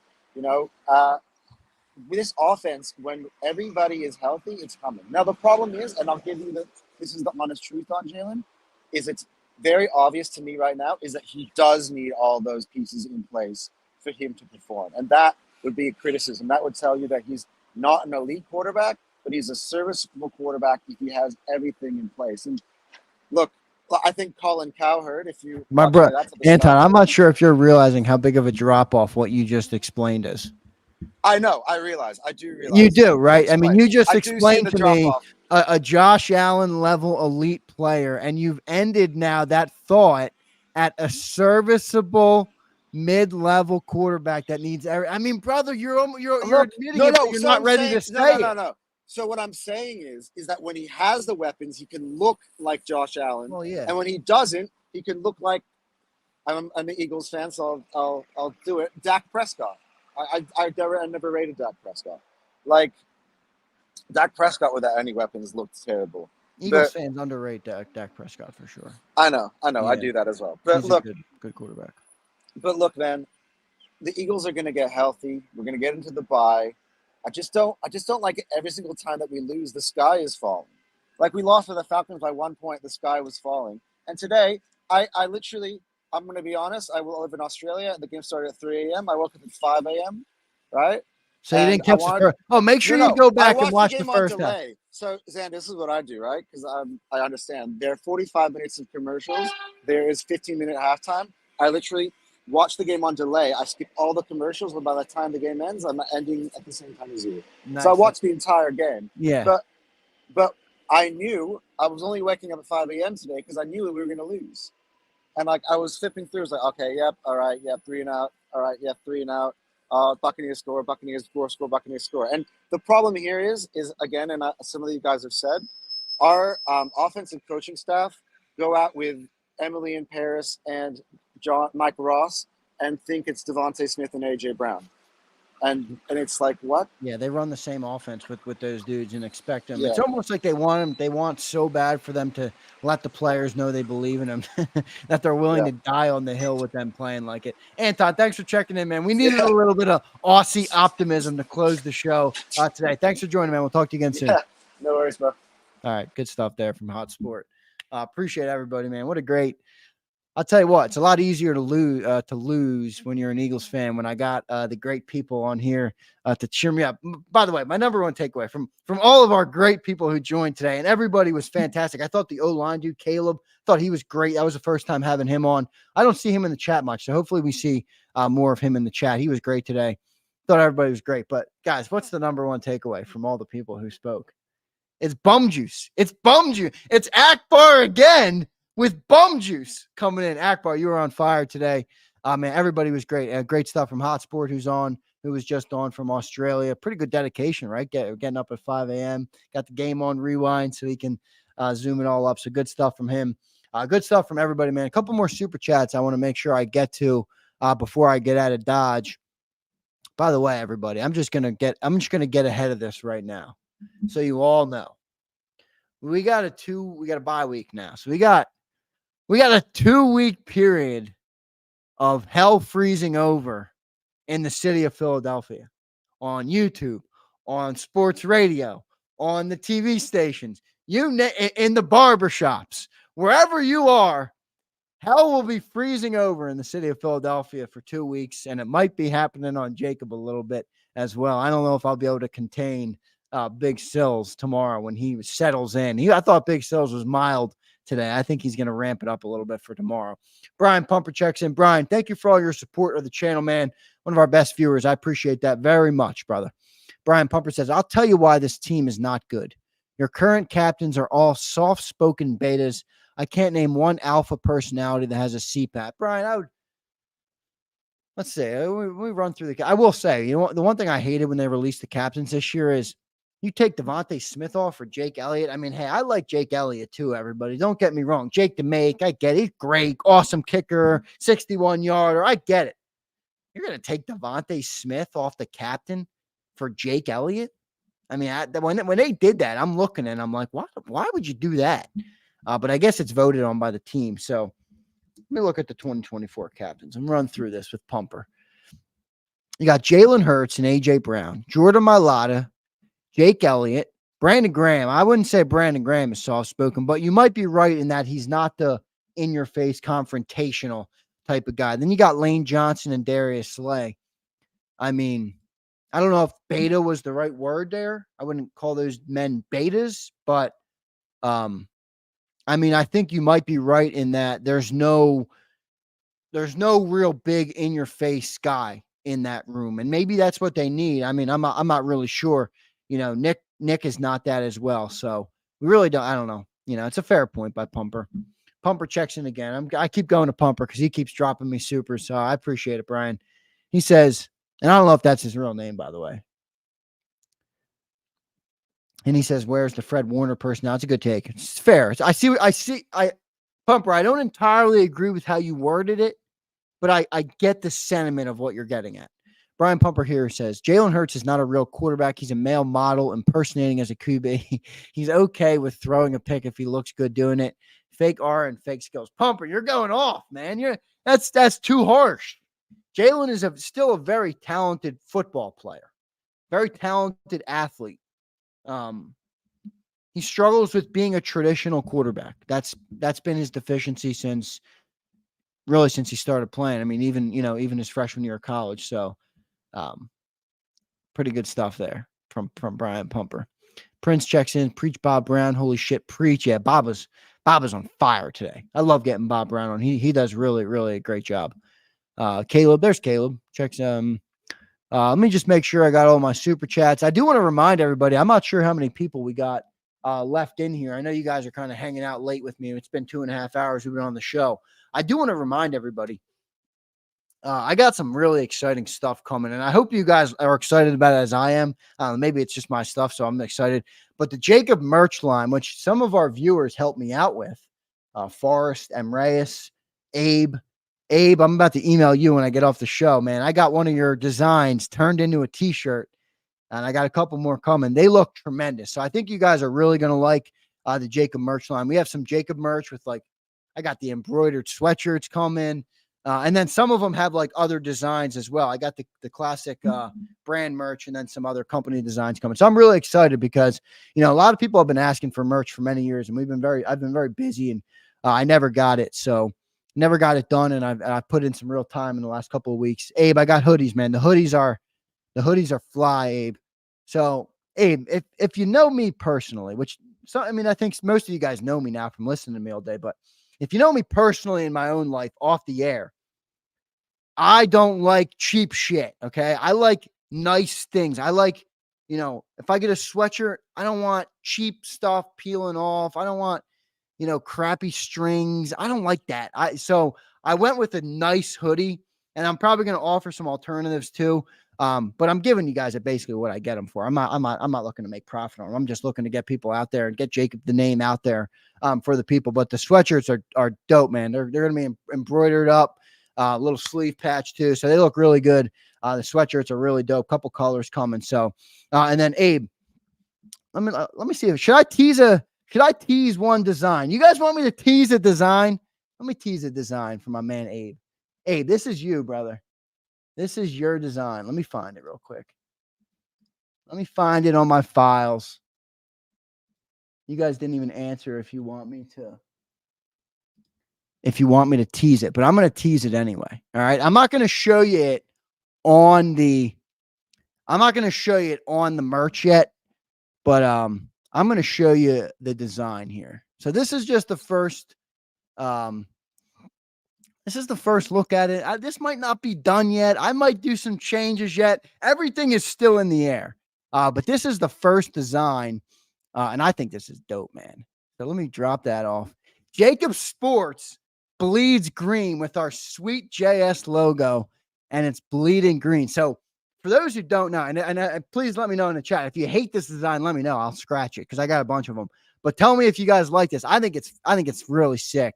And I kind of want to change it to JAKIB Nation, but I think it looks sick. So for those who don't know, Abe literally drew this for me. Not quite as detailed as this, Abe. I mean, I love you, but it wasn't, but he drew it up. So I knew exactly what he was going for. And I got this made with a graphic designer. So big shout out to Abe. Everybody make sure you give some Abe some love in the chat, because he sent me a bunch of designs, man. He worked hard on them, and he did a really good job. So I thought that was really dope. That was my favorite design I've gotten so far. So I just thought that, I'm looking at it, I'm like, damn, that's fresh, man. JAKIB Sports bleeds green. Shout out to JAKIB Nation. So I think I want to change it to JAKIB Nation bleeds green, maybe. I think that'd be cooler, but really, I thought it looked good, and I'm happy. I think it seems like everybody likes it all. Shout out to Abe. Abe, that's fire. Sick. So good. I'm happy you guys all like it. Akbar checks in. Abe, that shit's hot. So really good stuff, Abe. I knew that was a winner, man, when I saw it, and I emailed Abe on Friday to let him know I was thankful for him. So appreciate Abe. By the way, we're going to take care of Abe. Abe, anything you make, like I said, I'm gonna print Abe a t-shirt of it, a sweatshirt. I'm sending Abe the full care package, baby, with the merch on the house. So good stuff. No jersey to give away this week, everybody, which honestly is a little bit unfortunate, because I was hoping to give it away when you talk about a disappointing game going into a bye. I was hoping to, be able to do something with the members that was a positive thing, but Saquon didn't get there, and I'm not going to break on the promise. I'm going to try and do some other things this week, maybe for the channel members. And Terry, if you're still out there, Terry, let me know. I'm sending you to a game. I got it cleared. I got the tickets cleared. I got a pair of tickets and a parking pass. So it's completely free of charge for my man Terry Hayes to go to a game. And then Lucius as well. I don't know if I can do Lucius to a game as well, but I can at the very least do, either a jersey or a JAKIB merch care package for Lucius, who became the JAKIB Nation member as well. So anybody that becomes a JAKIB Nation member, I will take care of you, no doubt, because you guys are big supporters of the channel. And we're really molding in. I'll tell everybody, we're molding into where you guys are giving JAKIB freedom. And what I mean by that is, our supporters keep us on the air, meaning I'm not funded by a venture capitalist. I got no big dudes in suits that are writing us checks. That's why I always laugh at people, who are in the chat criticizing me, criticizing, my pop, nepotism, all this dumb shit. I'm like, man, if you guys knew anything about me, you would know that none of that is real. So, but what I mean is that you guys are really starting to support the channel in a way that allows us to, answer to nobody. We are answering to the people that support us. And it's a big thing. So I'm very, very happy with where we are as a network. And I can't thank all of you guys enough for your support of this channel, really helping it grow. It's been going through a change in the last couple of years, the last year. So for those who supported us last year, we have some new people in here, but for those who, supported us last year, it's been a lot of change here at JAKIB, and it's nothing to hide from. I think it's all, it's all good things as a young entrepreneur. I think it's fantastic to go through some of those things. So, I'm really proud of where we are as a network, despite what the Eagles are 2-2. They struggled today, but appreciate all of you guys, man. You guys are the absolute best. You make it happen. So thanks, everybody. And then I see my man, Terry, checking in. Hell yeah. Terry, Eagles game on JAKIB Sports. I got it for you, brother. The first member of JAKIB Nation. That is no questions asked. No, Terry Hayes says they're offering a bigger membership. I'm supporting them at a higher level. That is dope. That deserves to be rewarded. And Terry, JAKIB game or Eagles game on JAKIB, man. Let me know which game, any of the games in the future. I can get you a pair of tickets, 2 tickets, and I'll even get you the parking pass so you have no added cost expense. Now, if you buy beers or whatever, that's on you. Doesn't cost you a dime to go to the game, other than maybe some gas in the truck. So, Terry, you let me know, brother. Any game I'm going to send you. Thank you, man, for your support. Appreciate it very much. All of you guys, thank you. I'll read a couple more comments before I get out of here. I know I'm kind of chopping it up, rambling. That's what happens when you get to a 2-hour 40 show after watching a 3.5-hour shit fest of a game. You start rambling to people. Gooby checks in. Gooby, what's up, man? Hope you're doing well. Xander, I told Sills that before that Kellen was a bad pickup. Never forget that Tony Pollard never saw more than 14 touches a game when Kellen was in Dallas. Sound familiar? Expect more screens and curls. Gooby, I don't want to go there yet, just because we've had Saquon's had a lot of touches in these first couple of weeks, so I don't want to go there yet. But I you are right. Now the other flip side of that is didn't Ezekiel Elliott have his best year under Kellen Moore, or am I tripping on that? That might be wrong. I thought that their running backs had a really big season down there. So we'll see. I don't want to go there yet, Gooby, though. But I appreciate that. Abe checks in. Amazing sports, best media. Appreciate it, Abe. Thank you, man. Bunch of you guys giving me some love. So thank you guys for doing that. Any other comments on this game? I'll take. Giovanni says defense is soft. Can't make adjustments during game. Brutal. Let me see. Anything more I can get to? Kellen made Dallas hot. All right, that's going to do it, man. Not much. I don't know if I just can't see him or I'm starting to be delusional. But anyway, thank all of you guys. I'm happy you guys like the new merch design, man. I'll bring it up one more time just because I like looking at the damn thing. Abe, you killed this, bro. I think this design came out really dope. So happy you guys all like this. Hopefully you guys pick them up when I release it. I'm still debating, like, do I want to do just a t-shirt? Do I want to make this in a sweatshirt? I probably wouldn't do this embroidered because that's a big logo. So, I'm happy you guys like it, though. So I just wanted to show that one more time. Abe, good job on that, brother. I see one last question that's worth answering for me. Clary Voy says, where do you stand with the team? Xander. Clary Voy, like I said when I came out of the break, I'm stuck between a rock and a hard place with this team because I want so badly to believe that this roster is good. I want so badly to believe that this team can ultimately complete what they tried to complete in 2022, and get over the finish line. We came within one play. Like we didn't go to the Super Bowl versus the Kansas City Chiefs and get blown out. We had Jalen in that game. We had Nick in that game. So much of me wants to be like, why would I deny what I saw with my own 2 eyes that can't happen? The more that I start to watch, though, the more I listen to people who have been around the game longer than me, respecting, their opinions and kind of watching it unfold. I'd be lying if I said that I wasn't starting to question how this year is going to go. I think they've definitely come down a peg in my eyes in terms of being a Super Bowl contender right now. They have a long ways to go. If you want to compete for a Super Bowl in this league, you gotta be on your P's and Q's, and it's early in the year, so they could still get it to go. But Clary Voy, man, I'm in the middle right now. And I know I'm on the media. I'm now I don't like to call myself a media member because that's bullshit. You guys know I'm not a media member. I'm not a credentialed old school media guy, but I make commentary on the team every day. You can't ride the fence when you make commentary. So I don't like to say that, but that's truly where I am right now. I just don't. I need to see more. Like, is this the last couple of weeks? I don't know. Let me get the hell out of here. You guys are now trolling me. Gooby's trolling me. He's like, Zander can't end the stream. You're right. I can't. I'm rambling. Let me get out of here. Guys, great post-game show today. Great post-game show. I thought John and Dan had great commentary.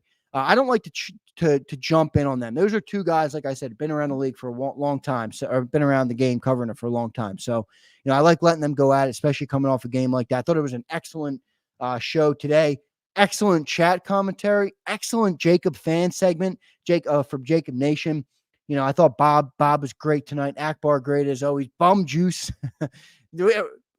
Abe, send me a design for Bum Juice, brother. I got to get that made from Akbar. So good stuff, everybody. That's gonna do it for the JAKIB Postgame Show. Appreciate you all, man, for all the support. Catch you tomorrow, 8 to 10 a.m. Birds 365 should be a great show. And then 2 to 6, National Football Show with Big Sills. I got a feeling Big Sills' show tomorrow is going to be electric. Last week, we sent a record on Big Sills' show for super chats, for likes during the live stream, except the one day went over 1,000, which was like a glitch.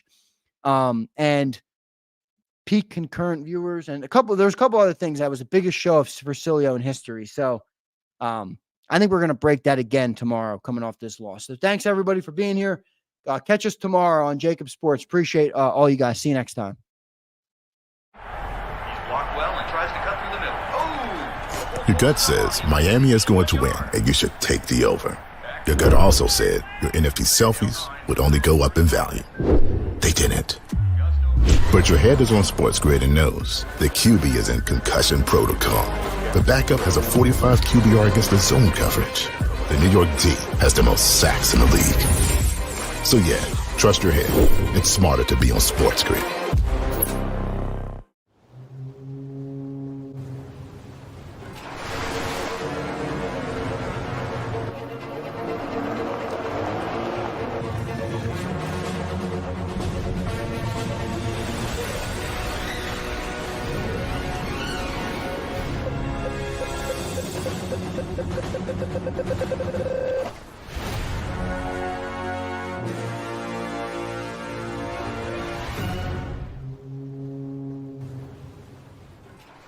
Score and save at Southeastern PA and Delaware with Colony Pools this football season, and let the experts close your pool with a custom Merlin safety cover in green for the birds. And if you join our Winter Watch team, we'll give you another 20% off, and Colony Pools will handle it all. Keep your tiles on your pool, not in your pool.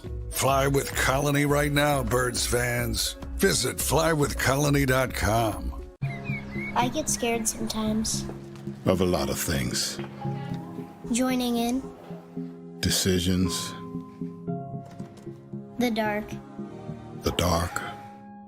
But I once heard someone say, But as I always say, it's okay to be afraid. as long as you face the fear. And keep moving forward.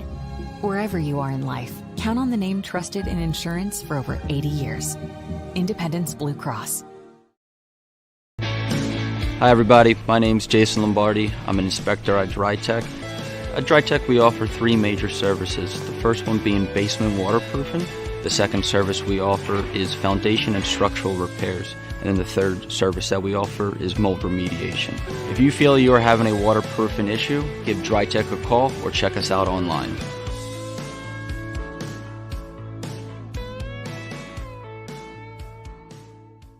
Heading down the shore. Have a ball once more. Here, imaginations run wild and time stands still. Because here, you can find the best of the Jersey Shore, all on one 5-mile island. So leave the old you behind and get lost in the woods. Wild, wild, wildwood. Plan your stay in the Wildwoods today. EAGLES. Eagle.